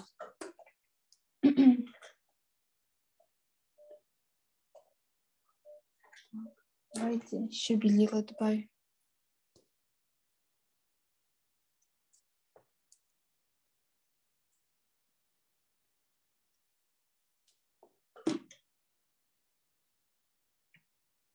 Я немножко еще белила добавила. И получился у меня такой светлый, да? Сюда у меня уже подсыхает, я воду добавила, еще воды. Только старайтесь, чтобы синий цвет не попал. Можно повыше? Не видно. Вот так? Палитру не видно. Палитру не видно, как смешиваете, да. Вот, я сюда больше белил добавила и слегка желтого. Но это не белый цвет. Слегка желтого и много белил, ребята. И слегка воды добавила. Чуть-чуть вот так кончиком коснулась воды и сюда смешала. Только чтобы синий, зеленый цвет не попал туда, хорошо? И этим цветом нужно сделать, вот мы не рассчитали, у нас фиолетовый получился, да, почти что такой сиреневый. Это сильно такой цвет, но мы, конечно, слегка местами оставим, можно еще розовенький добавить. И тут можно просто вот так притушить пальцами, да, и посмотреть. Фиолетовый, может, оставим, может, не оставим, да, может, розовенький такого цвета добавим. И надо быстро вот этот, пока краска не подсохла, ребята, пальцами можно вот так пройтись, да, немножко убрать лишнюю краску, где-то оставить или видный цвет такого сиреневого, да, нашего цвета, который до этого был.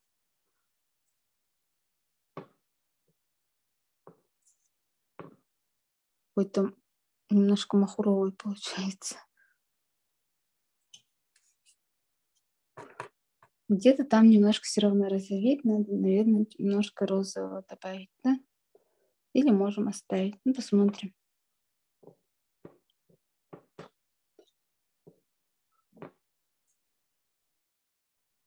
Я все равно убираю лишь такой яркий цвет пальцами, да? И уже у меня на кисточке краска подсыхает, и уже немножко более легче ложится.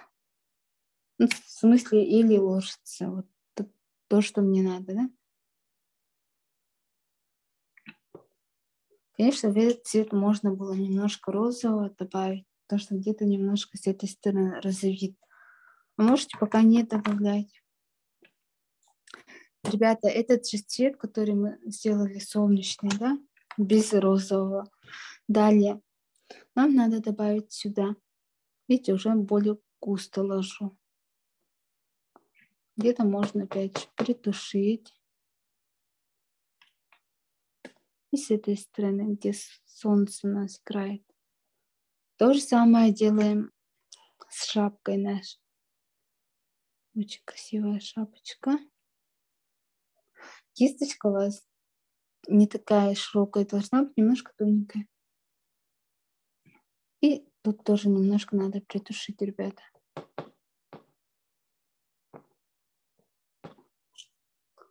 Чтобы переход не пропал, немножко где-то шелестит. Я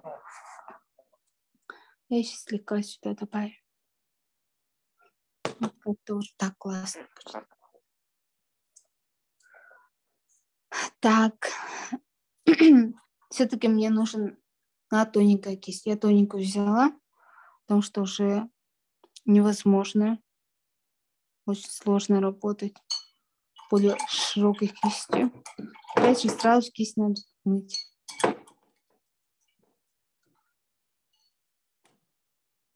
Так. Взяла тонкую кисть и начинаю вот здесь. Так. Вот с этой стороны добавляю. Аккуратно. Здесь не обязательно. Вот просто слегка прижать. У нас уже становится нормально.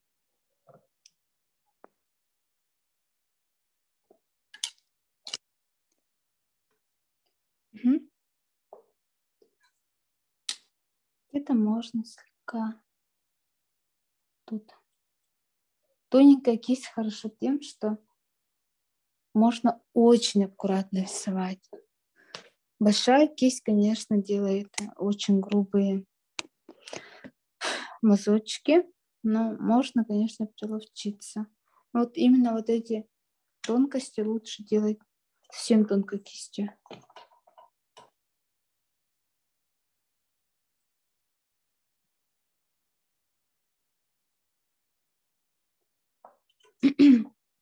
Примерно так. Угу.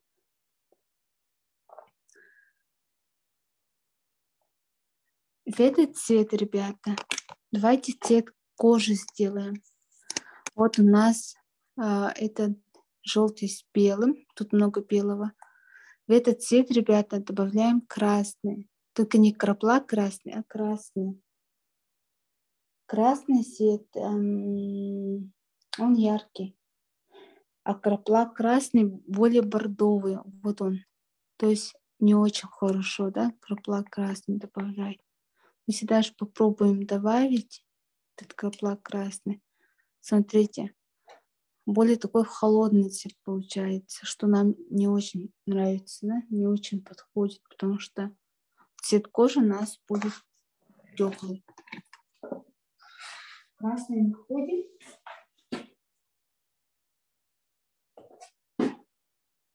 У вас, скорее всего, красный, темный может быть, да? Потому что в акриловых красках светлый тоже бывает. Но бывает и я видела. А вот хочу показать. Нашла. Вот так ломается, ребята. Смотрите. Очень неудобная упаковка. Из-за этого краска сохнет и портится. Видите? Шляпка отрывается. Поэтому старайтесь вот такие краски брать.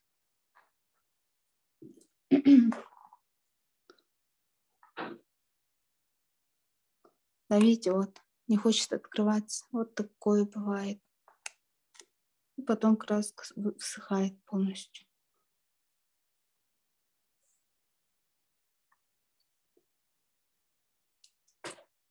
Угу. Вот у нас. Это светлый красный. Видите разницу? С краплаком красным и красный светлый. Он такой более теплый цвет, этот красный.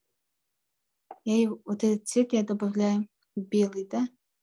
Также мне в этот цвет надо желтый добавить. Так, сейчас я желтый.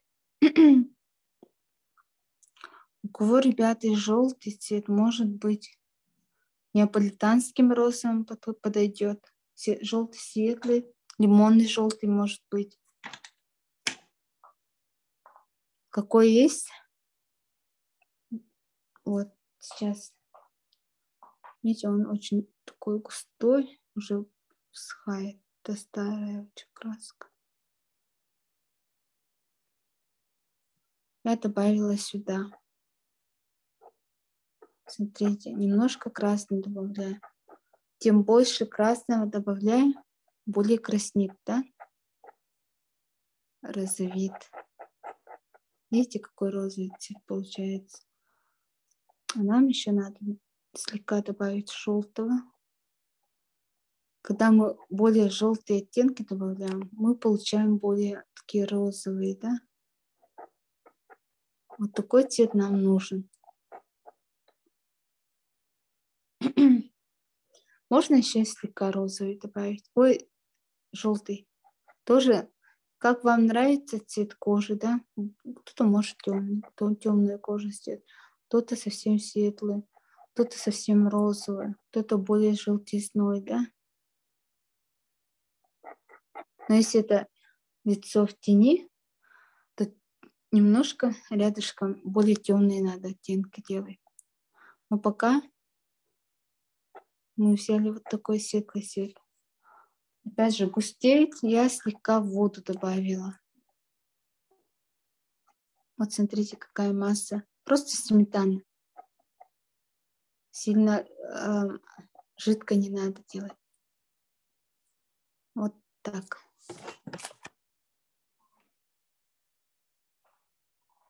Этим розовым цветом можно, конечно, полностью сделать. Угу, так удобнее будет. А потом уже лицо будете рисовать. Это такой не сильно светлый, не сильно, как сказать, такой средний бежевый. То есть я здесь много, ну, как сказать, пусть будет пока одним цветом, а потом уже просто мне вот эта серовизна мешает, поэтому я пока одним цветом закрасила. Также тучки рисуем тем же цветом, ребята.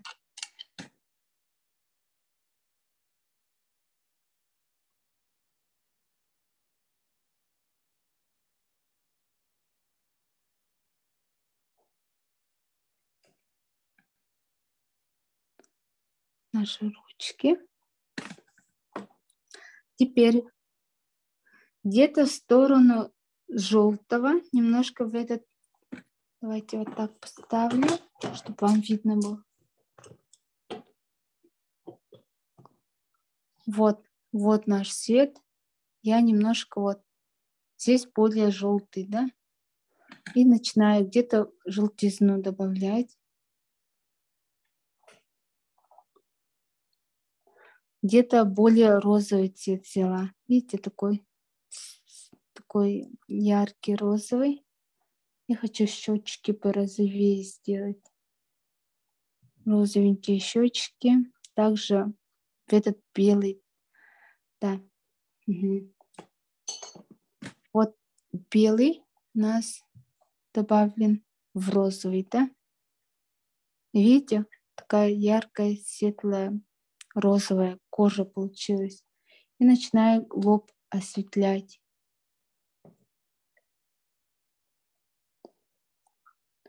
Лоб немножко светлым сделала. Отмечаю носик. Тоже такой яркий цвет. Так, где-то у нас тут нос будет, да? Отмечаю место, где у нас над бровями. Можно слегка подбородок светлее сделать, да? Где-то здесь. Оставляю. И немножко под глазами светлее сделаем. Немножко осветляю лицо. Вот, более розовым сделала. И здесь то же самое. Слегка осветляю.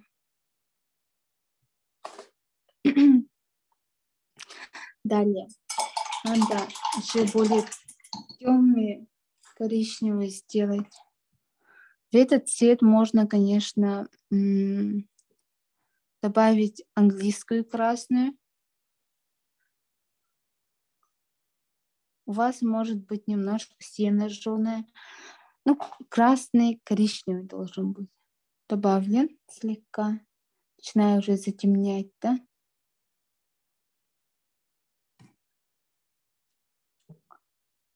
Если где-то допустили ошибку, ребята, надо быстренько убрать.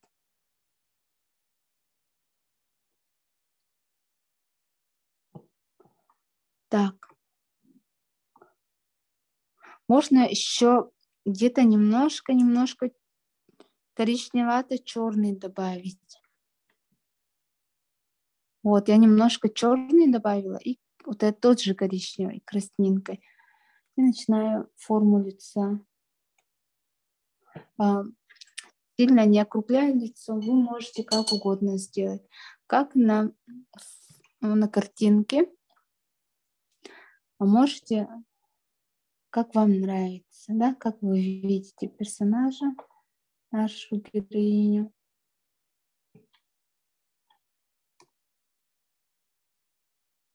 У нее кожа считается очень такого, кожа у нее белая, да?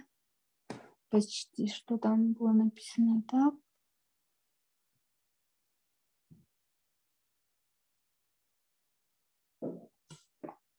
Я немножко все-таки потоньше сделаю тут, с этой стороны. Подбородок где-то отмечаем.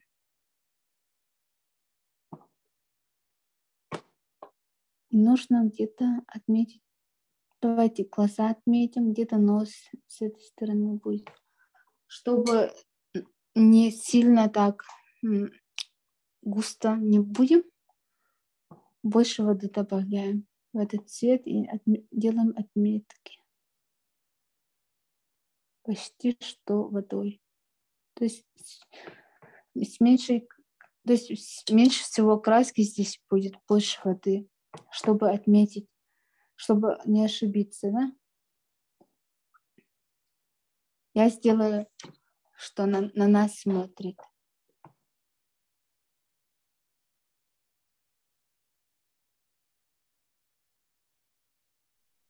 А какой цвет у вас? Коричневый? Вот этот на самом деле такой из-за того, что с белым смешался и с водой, он стал более светлым. Это здесь коричневый с черным. В этот же розовый я добавила. И пока я просто делаю отметки, где я буду.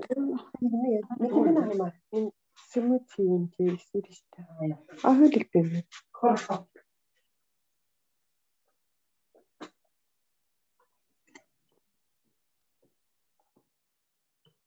Так, здесь у нас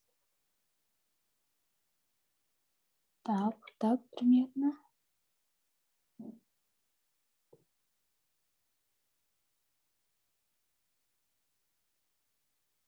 Чтобы сделать выразительными глаза, нужно уже более темные краски использовать, но пока сейчас я просто делаю как бы подложку, да? Просто подготавливаю, отмечаю, где у нас ноздри будут.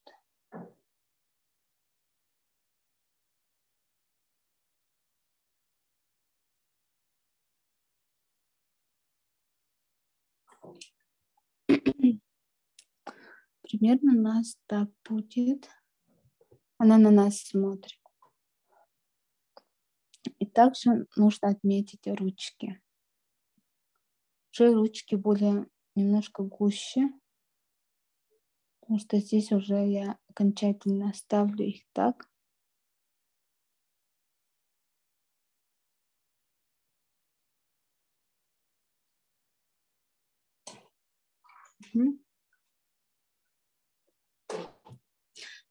Сейчас я немножко более такой, больше коричневого добавила, слегка больше.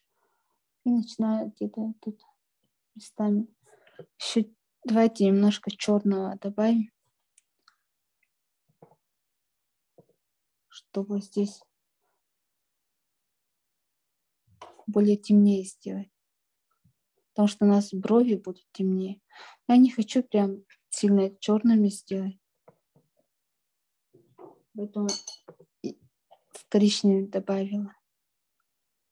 И такой серовато с краснинкой, такой коричневый получился.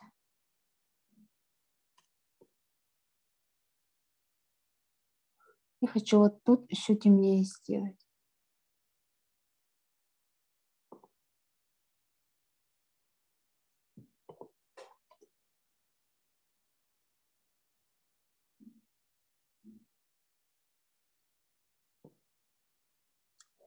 Уже я начинаю немножко вот эти уточнения делать.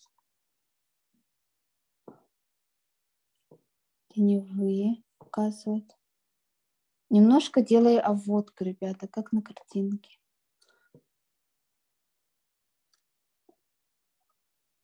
Тоже можете обводку делать этим же цветом.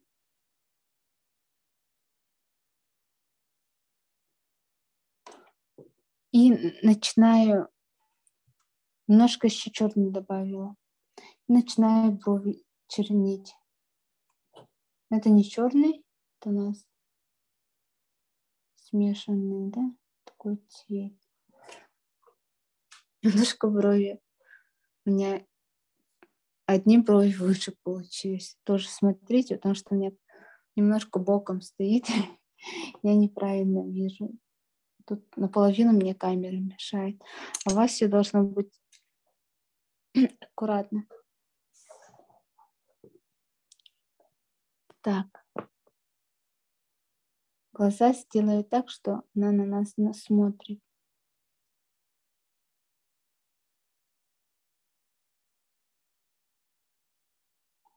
Очень сложно, ребята. Вот когда маленький формат, очень сложно рисовать глаза.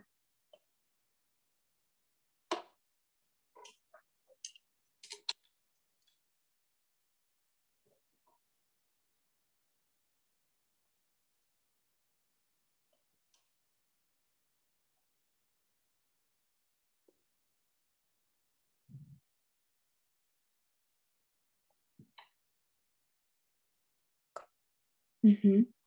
И губы надо более розовые сделать.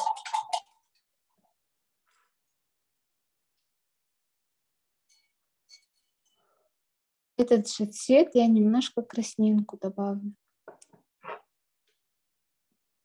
Можно и красные губы сделать. Но я сделаю более такими розовыми. Можно слегка краснинку добавить, да? Давайте краснинку добавим.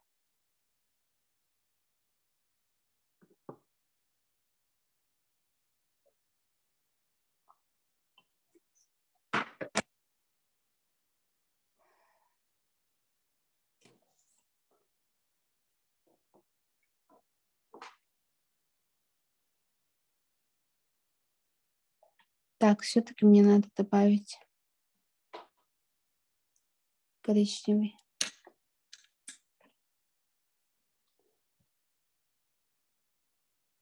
Коричневый смешала.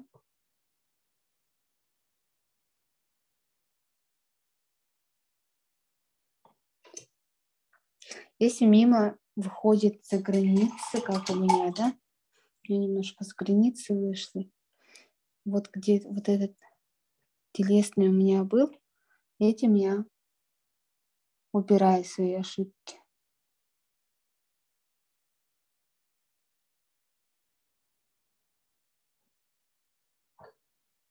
Видите, очень легко убирается.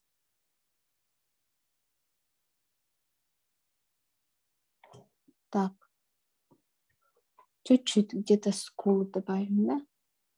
Ну, не обязательно. Можно испортить. Так, слегка тут опять же прорисуем губы. Это щечки покрасивее сделаем. Угу. И наши глаза я взяла белый. Можете не обязательно белый, а какой-то серый. Все равно этот цвет немножко уйдет. Не будет таким белым. Поэтому я поставила немножко голубоватый белый.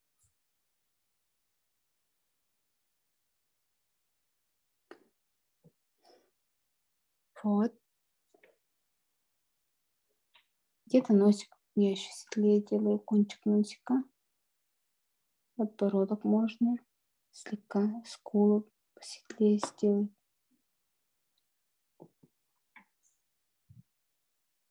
Очень красивая девушка вышла.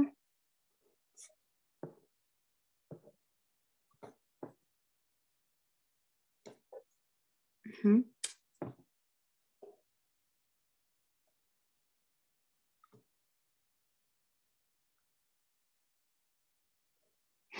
Так, давайте немножко все-таки одежду прорисуем. Как раз у нас здесь яркий зеленый лежит. Вот, яркий зеленый. Берем яркий зеленый.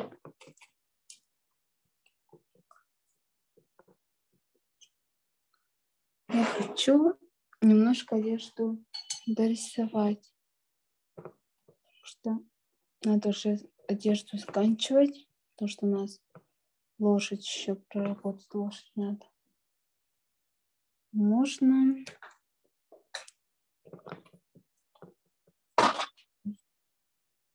я вот этот зеленый я немножко оранжевый добавила. И у меня зеленый стал немножко травяным, да, желтизной. Не таким ярким. Я притушила этот цвет. А если у вас травяной, то оставляйте этот цвет. Или можете немножко желтый либо белила добавить. И начинаю этот зеленый цвет добавлять. Здесь, да, немножко. И притушили.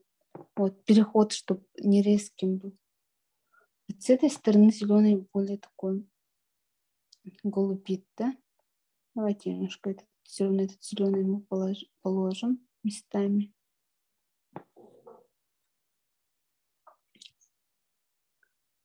Так. Здесь зеленый добавим. Опять же притушили, чтобы не резкий переход был. Здесь тоже этот же зеленый идет у нас. Видите, зеленый у меня не такой густой, поэтому краска, которая лежала до нее, все равно просвечивается.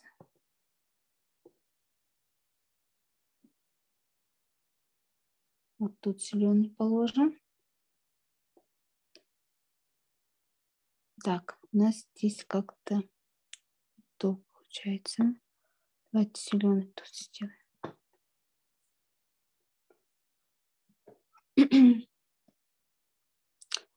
Вот. А снизу у нас зеленый с синим будет. Вот в этой области. Даже немножко, если посмотреть. Ну, ладно, пусть так будет.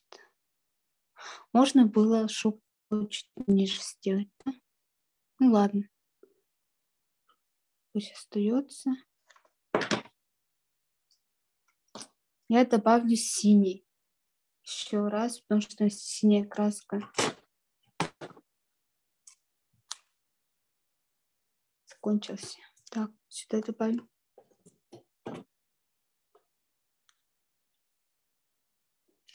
Синий циан очень яркий цвет. Этот цвет я в зеленый добавила.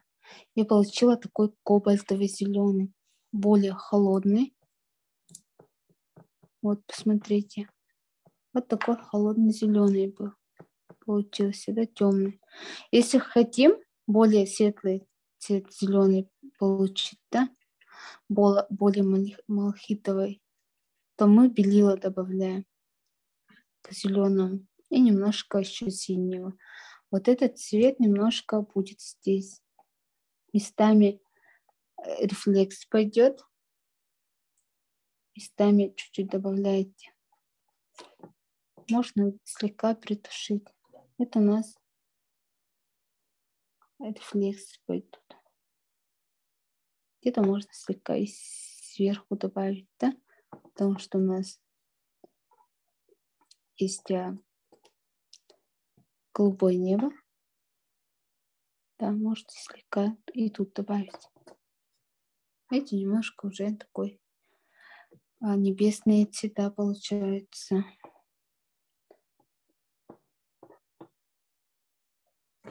И вот этот цвет можно еще попробовать коричневый. Ой.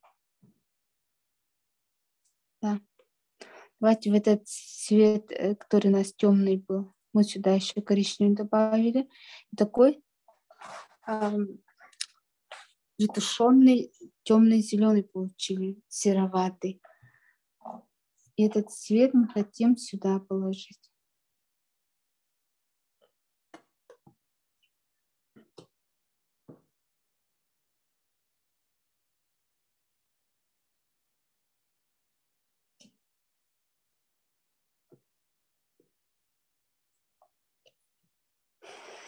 Так. Угу. Можно где-то немножко здесь добавить. Я чуть-чуть притушила. Не сильно, чтобы было видно. Так. Оставляем место для ботинок.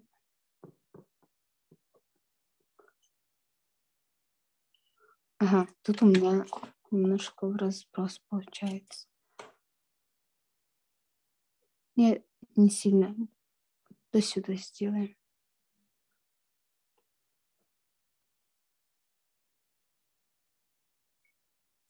Вот так вот. И у нас, да, еще кисточки тут должны быть, да? Мы немножко пропустили. Где-то еще вот здесь видно, да?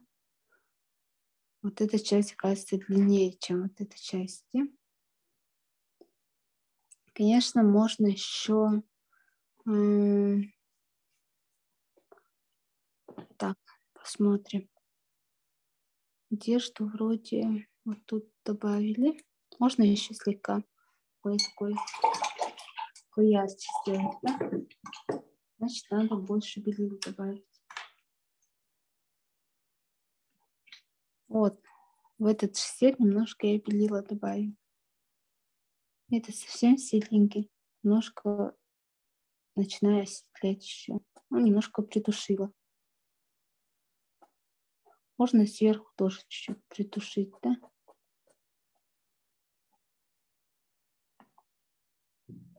Чтобы резко такой перехода не было.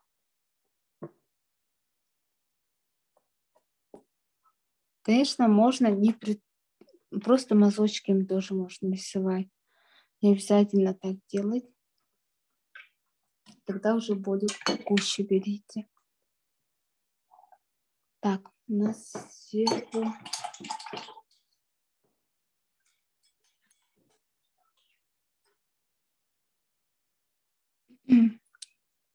взяла тонкую кисть снова. Чуть. Это как кокошник же назвали, да? Я не знаю, как называется. Такой по центру у нас кусочек будет. Ну, примерно Это называется чапарак, да? Нет, чапрак это, по-моему, у нас снизу чапрак. А тут, не знаю, как правильно именно вот этот верх называют. Кокошник, или не знаю как. Точно не могу сказать. Кокарда, нет? А?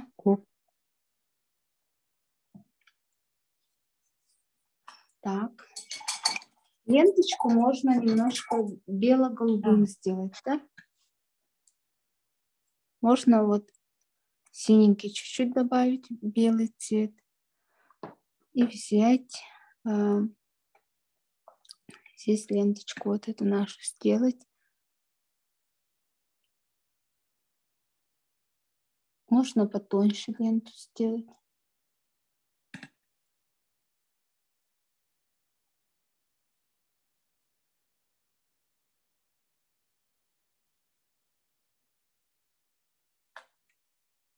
Где-то немножко еще. Тут говорят, что это джабака называется. Да? Джабака. Спасибо. Джабака называется, говорят.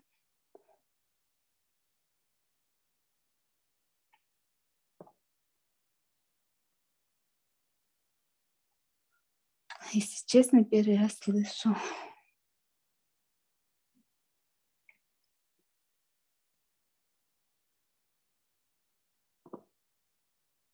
Вот ленту сделали.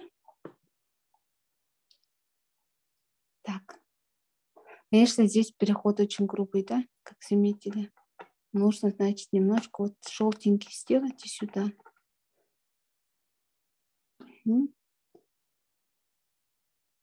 Давайте одежду быстренько закончим. У нас время очень быстро летит. Или давайте лошадь начнем. Ваше домашнее задание будет сделать окантовку одежды, да, здесь сделать такой же переход, как с этой стороны. Сделать фиолетовый, либо какой-нибудь другой цвет, можете немножко узору добавить. Сейчас давайте лошадь сделаем. У нас не успевает совсем. Да, рисунок намного сложнее, чем предыдущие, потому что деталей очень много. Ребята, здесь берем желтый, немножко красный либо розовый, совсем чуть-чуть отсюда можете взять. У вас в палитре будет красный, много белого, немножко желтого и совсем поменьше красного. Будем уже осветлять нашу лошадь. Такие солнечные цвета будем добавлять. Сильно белый цвет не разбавляем.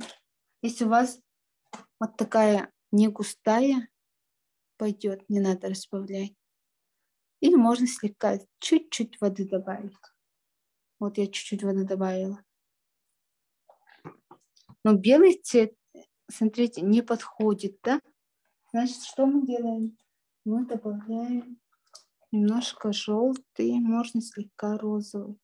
Конечно, где-то будет немножко желтеть, где-то будет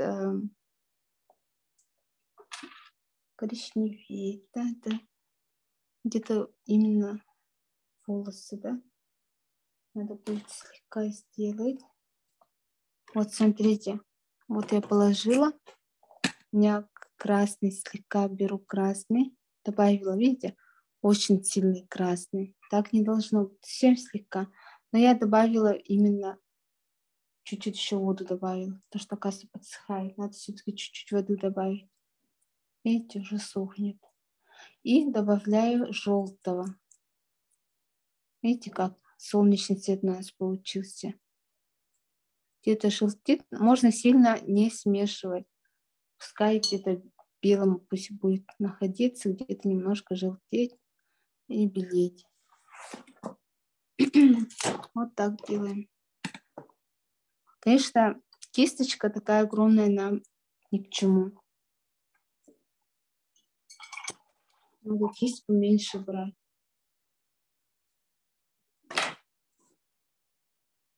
У меня совсем тоненькая кисть. Это единичка, по-моему, у меня. Но единичка тоже не совсем тоненькая. Когда вот краску берете, видите, толстая становится.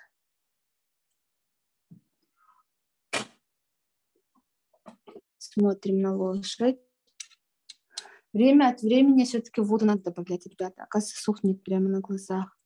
Густеет краска. Так.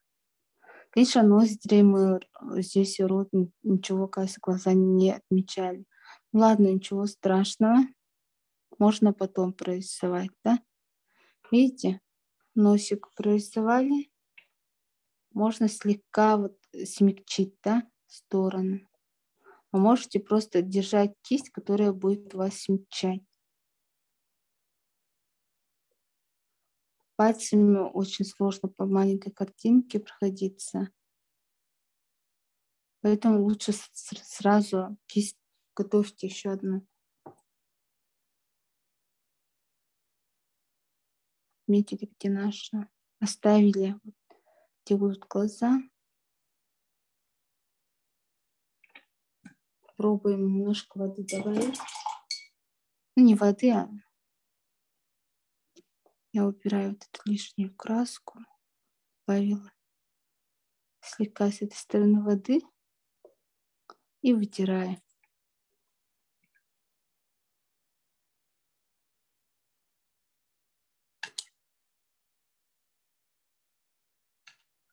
Здесь тоже такой сиреневый цвет пропадает, поэтому можно слегка краску убрать.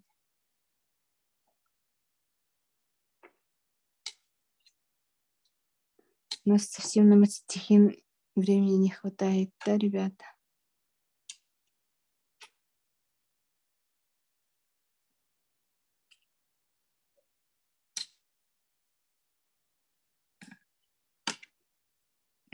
Ушки надо прорисовать.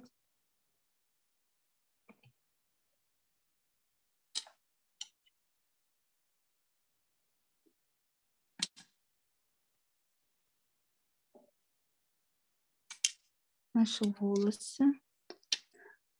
Заметьте, что это не белый цвет, да, а смешанный. Видите, я немножко гуще ложу белый. Конечно, можем еще где-то немножко больше желтого брать, но потом это сделаем.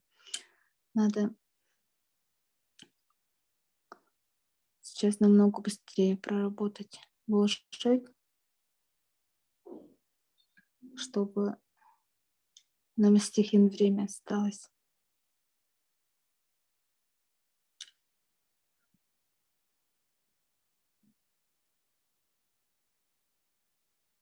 Я не все прорисовываю, оставляю сиреневые оттенки, да, которые мы до этого ложили. Потому что здесь все равно много желтых разных оттенков, которые еще мы должны положить.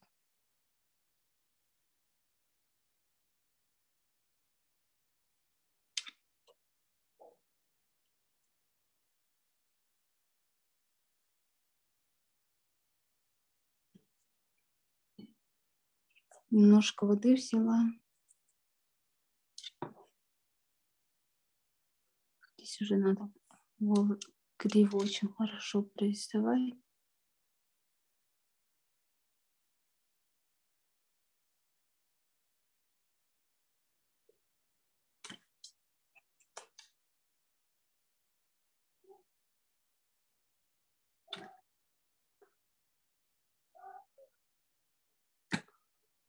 Так.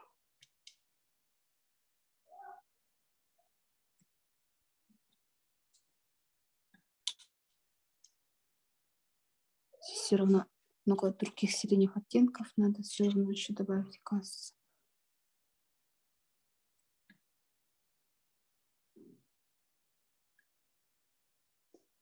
Все-таки я немножко более широкую кисть возьму, потому что здесь тоненькая не подходит.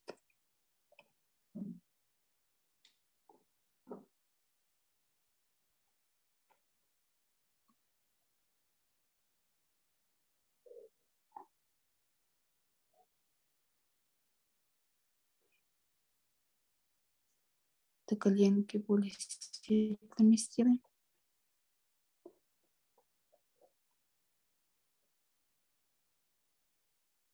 Тоже переходы слегка смягчаем.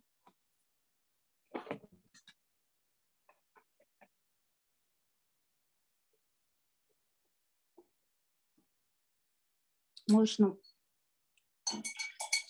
водой даже смягчить переходы.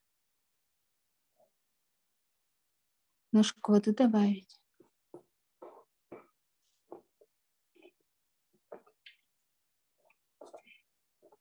И убрать лишнюю краску. Тут уже я сильно густо не буду ложить, потому что вытирать сложнее будет.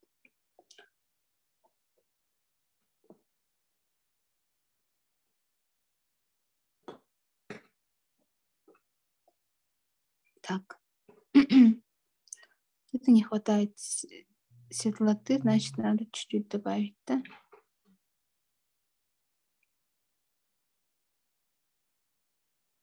Где-то здесь еще немножко.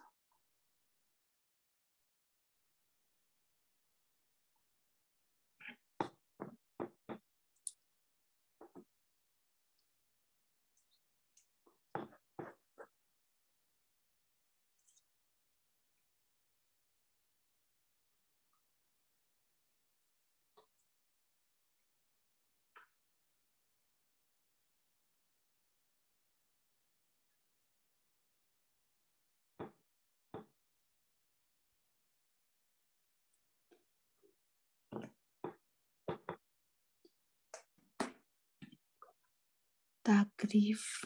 Здесь немножко. Где-то можно слегка побольше добавить. Все равно будем, наверное, еще желтизну добавлять, потому что цвет немножко пропадает. Сильно белит, да? Сильно в один цвет уже уходит.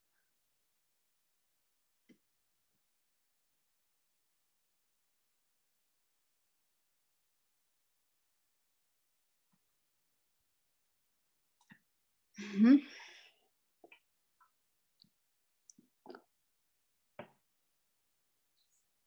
Где-то немножко давайте, где-то светлее чуть-чуть сделаем.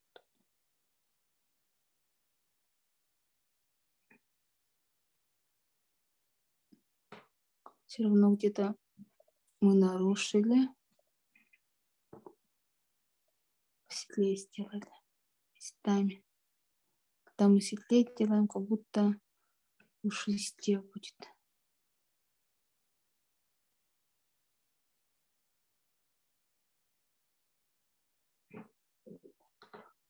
Вот так вот. И снизу светлее сделаем. Чуть-чуть нарушим.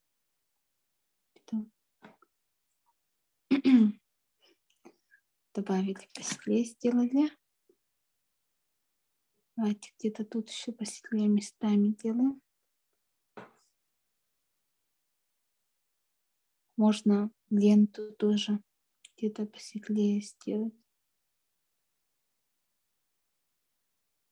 Прям светится на солнышке. Так. И хвост, да?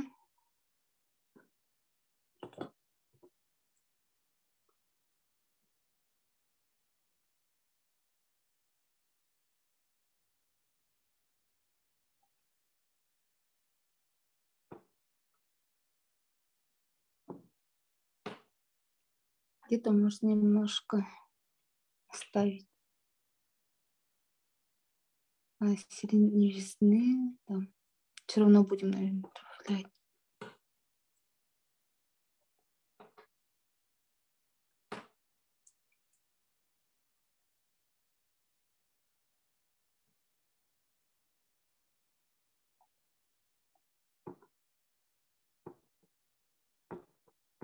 Обязательно, ребята, делитесь своими работами с нами. В чате будет номер. Отправляйте работу, пожалуйста, и подписывайте, как закончите.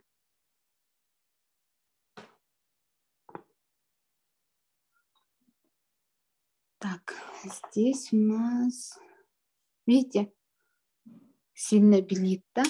И немножко где-то пропадает у нас объем. Давайте мы будем сейчас этим местами добавим желтого, да, немножко зеленого, где хвост, да? И добавим туда, вот я желтый неаполитанский добавила хвост, то есть точнее в этот цвет, и начинаю немножко желтить. Где-то хвост желтее сделаем.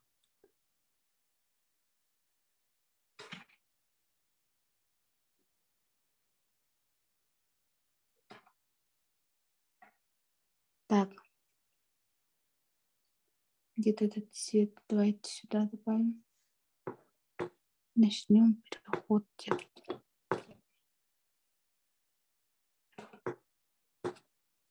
Вот такой можно переход сделать. Не грубый.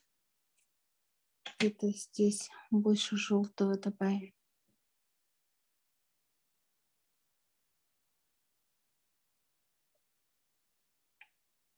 Где-то местами пусть желтит.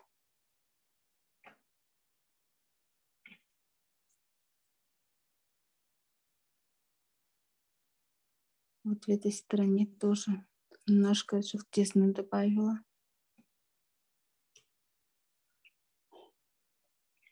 Так намного интереснее.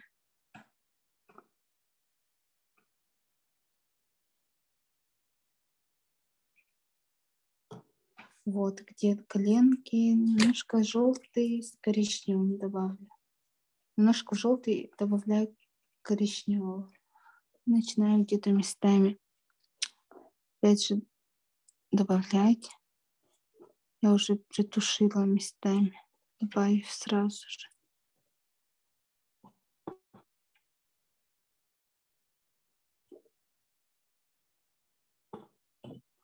Где-то можно здесь слегка добавить, да?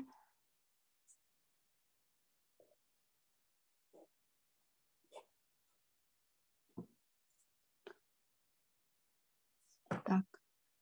Где-то здесь можно слегка еще добавить местами. Где-то пожелтее здесь.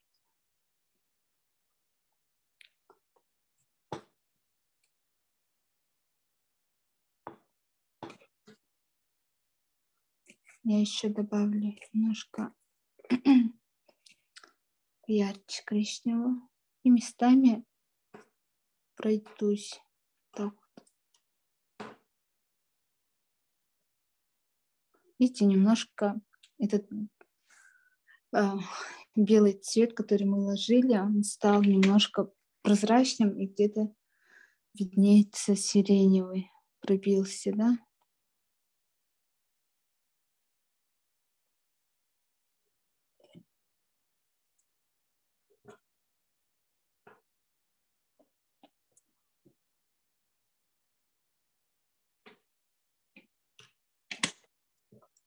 Здесь немножко еще добавим. Как будто этот коричневый чуть-чуть дает розовинку.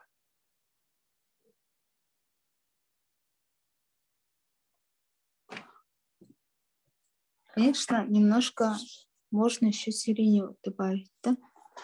Сделать волос. Или зеленый. Давайте зеленый. Так, вот в этот цвет я зеленый добавила. У меня Вот видите, в этот же цвет я делала коричневый, еще зелененький добавила. И начинаю тут тоже местами затемнять. Еще сильнее коричневый добавлю. Опять же, еще зеленый. Такой более темный получился. Еще когда будет темнеть, еще темнее станет. И здесь уже кисточку беру потоньше. Что мне надо отмечать?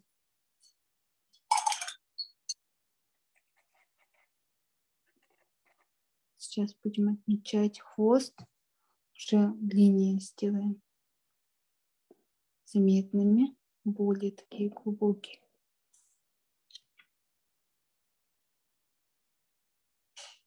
Конечно, можно не только зеленым сделать, но и можно это делать и мастихином. Кстати, насчет мастихина я слегка вам покажу. Вы можете доработать. А можно полностью мастихином эту картину писать. Но здесь при желании было. Так.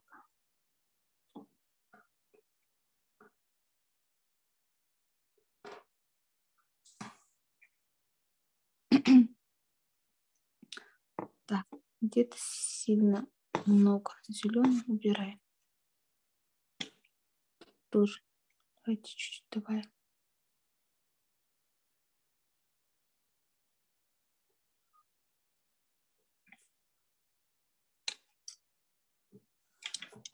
Где вот здесь тоже слегка можно отметить. Можно также отметить сиреневый, синий, розовый. Ой, сиреневый плюс цвет называется краплак. Можно добавить. Почему-то мне хотелось немножко больше зеленого сделать. Где-то здесь немножко голубым надо прорисовать. Так, коричневого. Можно больше коричневого добавить, да? Еще где-то можно местами коричневый сделать. Где-то можно тут коричневизну добавить. В общем, чем больше оттенков добавите, там серый, немножко голубой, да, намного интереснее становится картина, да. Старайтесь много оттенков добавить. Ваша задача, ребята, доделать, пожалуйста, вот просто обводки делать. Обводку делаем коричневый, плюс добавляем в коричневый черный. Можете, конечно, темный коричневый взять и начинаете вот так делать обводку. Аккуратно, тоненькой кистью. Если не получается, можете так оставить картину.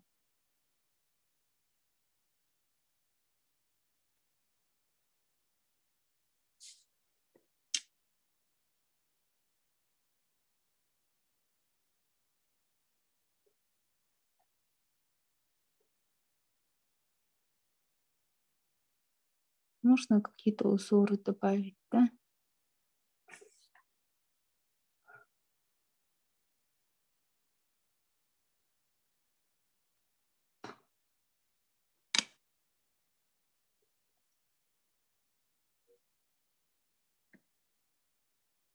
Теневые добавьте. Глаза прорисуем, да? Все это уточнение.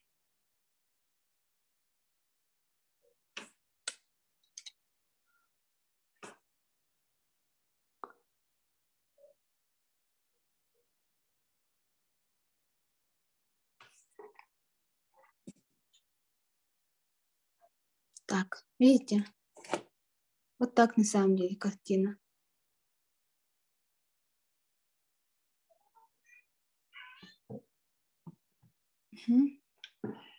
Ноздри можно слегка вот тут форму придать. Вот здесь надо дорисовать.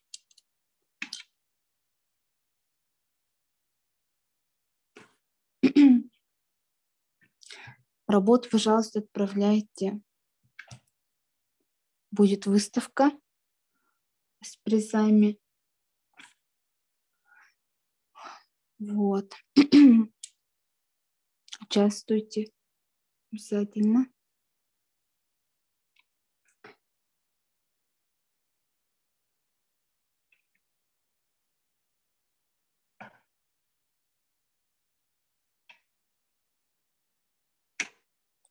Очень красивая лошадка получается. И девушка очень красивая.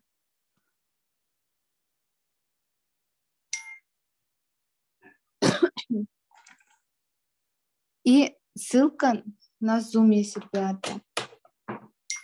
Ой. А, нет. Кажется, пишут, что один человек не может зайти. Ребята, кто не смог, не успел зайти, на Ютубе будет обязательно повтор именно мастер-класса. Обязательно. И просмотрите наши предыдущие.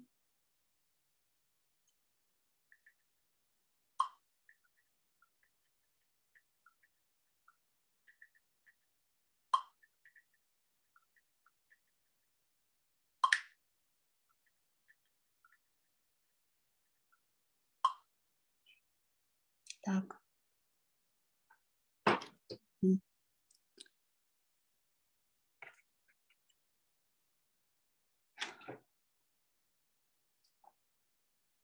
У нас еще вот здесь доработать надо, оказывается.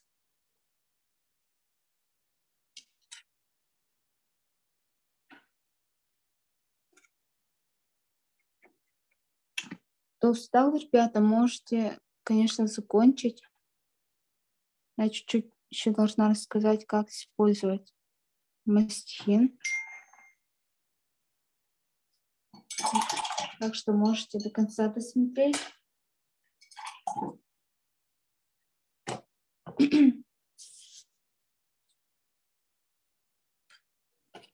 Так, здесь еще я добавлю вот тот же желтый беру, который у нас был до этого.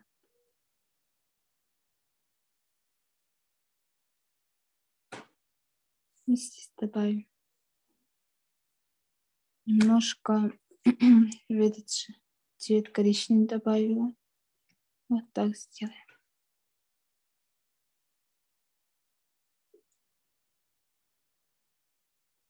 Тут надо, оказывается, кисточку сделать. Чепрака. Здесь немножко фиолетовый цвет надо добавить. Фиолетовый, ребята, немножко белый добавьте. Тоже краплак или розовый и синий. Это у вас получится.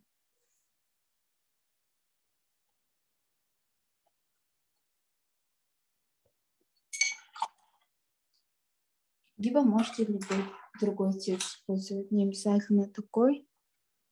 Этим же желтым я сделаю.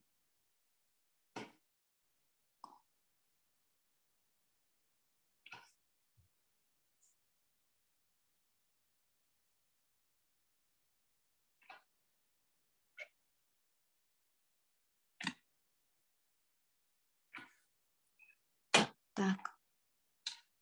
Здесь немножко надо подлиннее сделать.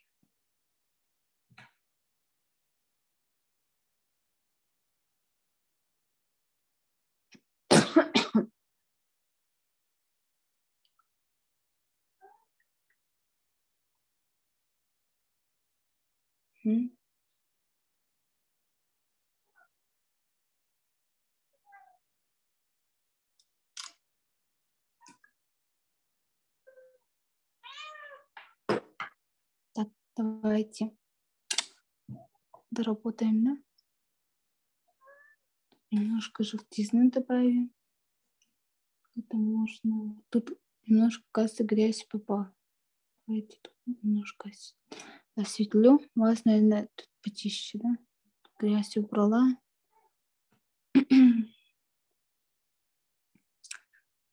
Да, немножко. Конечно, вот здесь можете еще доработать, ребята. А можете так оставить.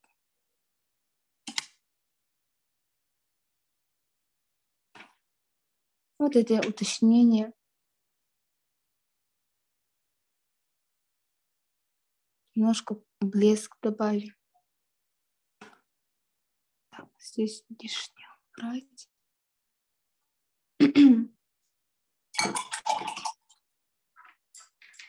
Так, здесь еще вот это не хватает, да, и немножко голубого.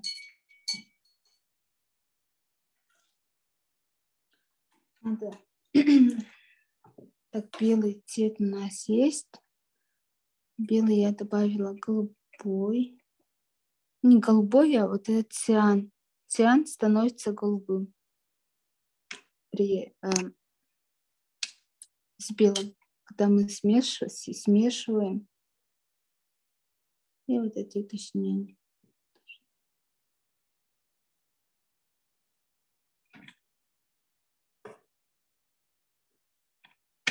Здесь я немножко вместо фиолетового можно сделать, да? Или фиолетовый цвет. Давайте.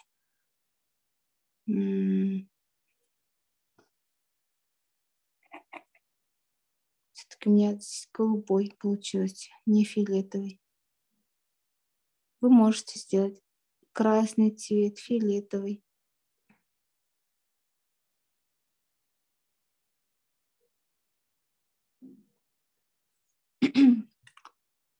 Здесь придумайте узор. Можно такой же голубым сделать немножко.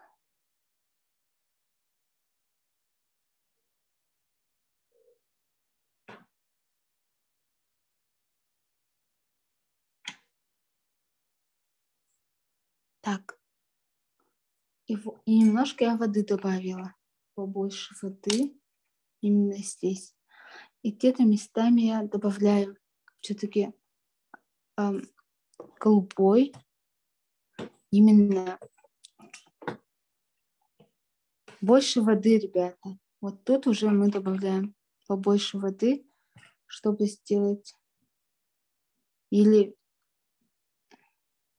видный голубой цвет. Это у нас тоже рефлексы идут. Местами, не везде, ребята, слегка местами.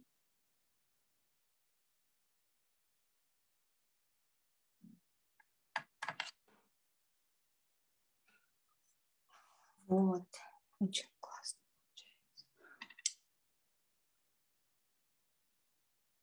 Тоже немножко здесь добавим голубенькие. Здесь можно желтым, да, или белым узор сделать. Можно слегка.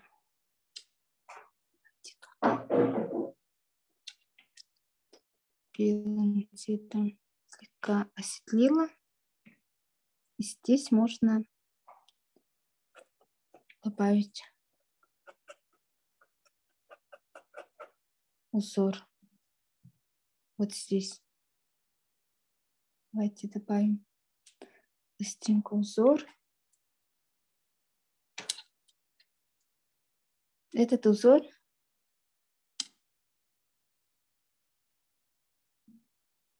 в виде сердца у меня будет. Только сердце немножко наоборот.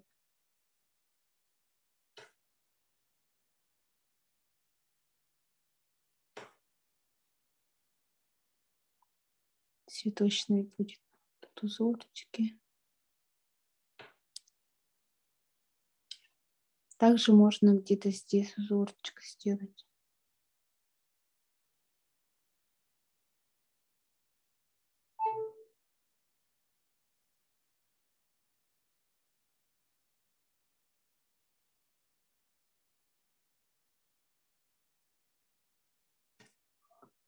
И надо притушить, чтобы незаметный был узор.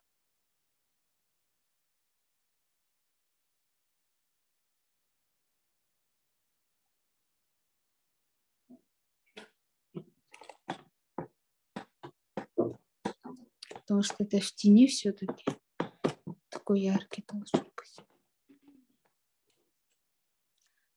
Так. Ставьте обязательно свою подпись. Здесь я больше воды добавила. И здесь можете написать вашу подпись или инициалы. Я Али Фатис написала.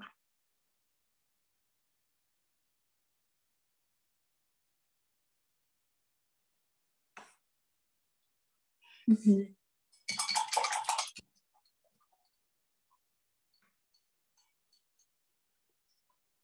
Так. Ну, вот это очень грубо смотрится, да?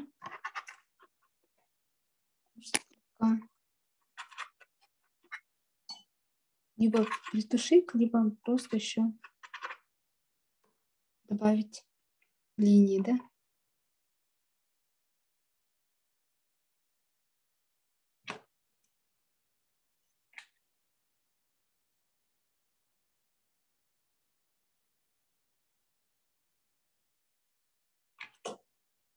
Да.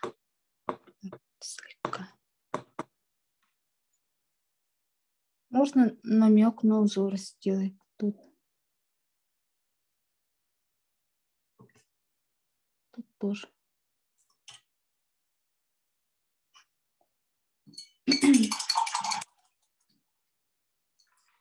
Так у нас получилась картина. Но мне очень не хочется сделать здесь на этой картине объем, потому что на этой картине мы больше использовали именно много... нету таких сильных мазочков, ребята, в этой картине. Вот смотрите, все очень гладко нарисовали, да? Поэтому я, скорее всего, на этой картине не буду показывать, как мы делаем именно мастихином. Но могу сейчас немножко отдельно показать, да? Или устали, ребята. Или на следующем уроке сделаем. Скажите, пожалуйста, ваше мнение. Либо мастихином на следующем уроке с акрилом сделаем чисто. Либо Давайте сейчас... на следующем. Да, давайте на следующем чисто мастихином будем. Хорошо, тогда уже конкретно будем сразу смешивать. Не будем без этого сразу мазочками рисовать. Хорошо? И, ребята, покажите свои работы, пожалуйста. Очень интересно, как у вас, ребята, получается.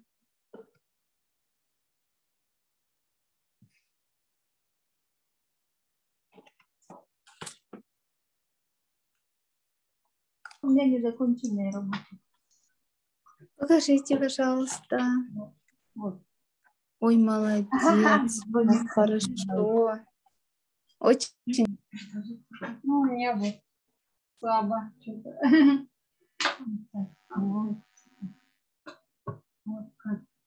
Вот видно. Вот тут. Видно же очень, очень даже хорошо. Здорово. Не знаю.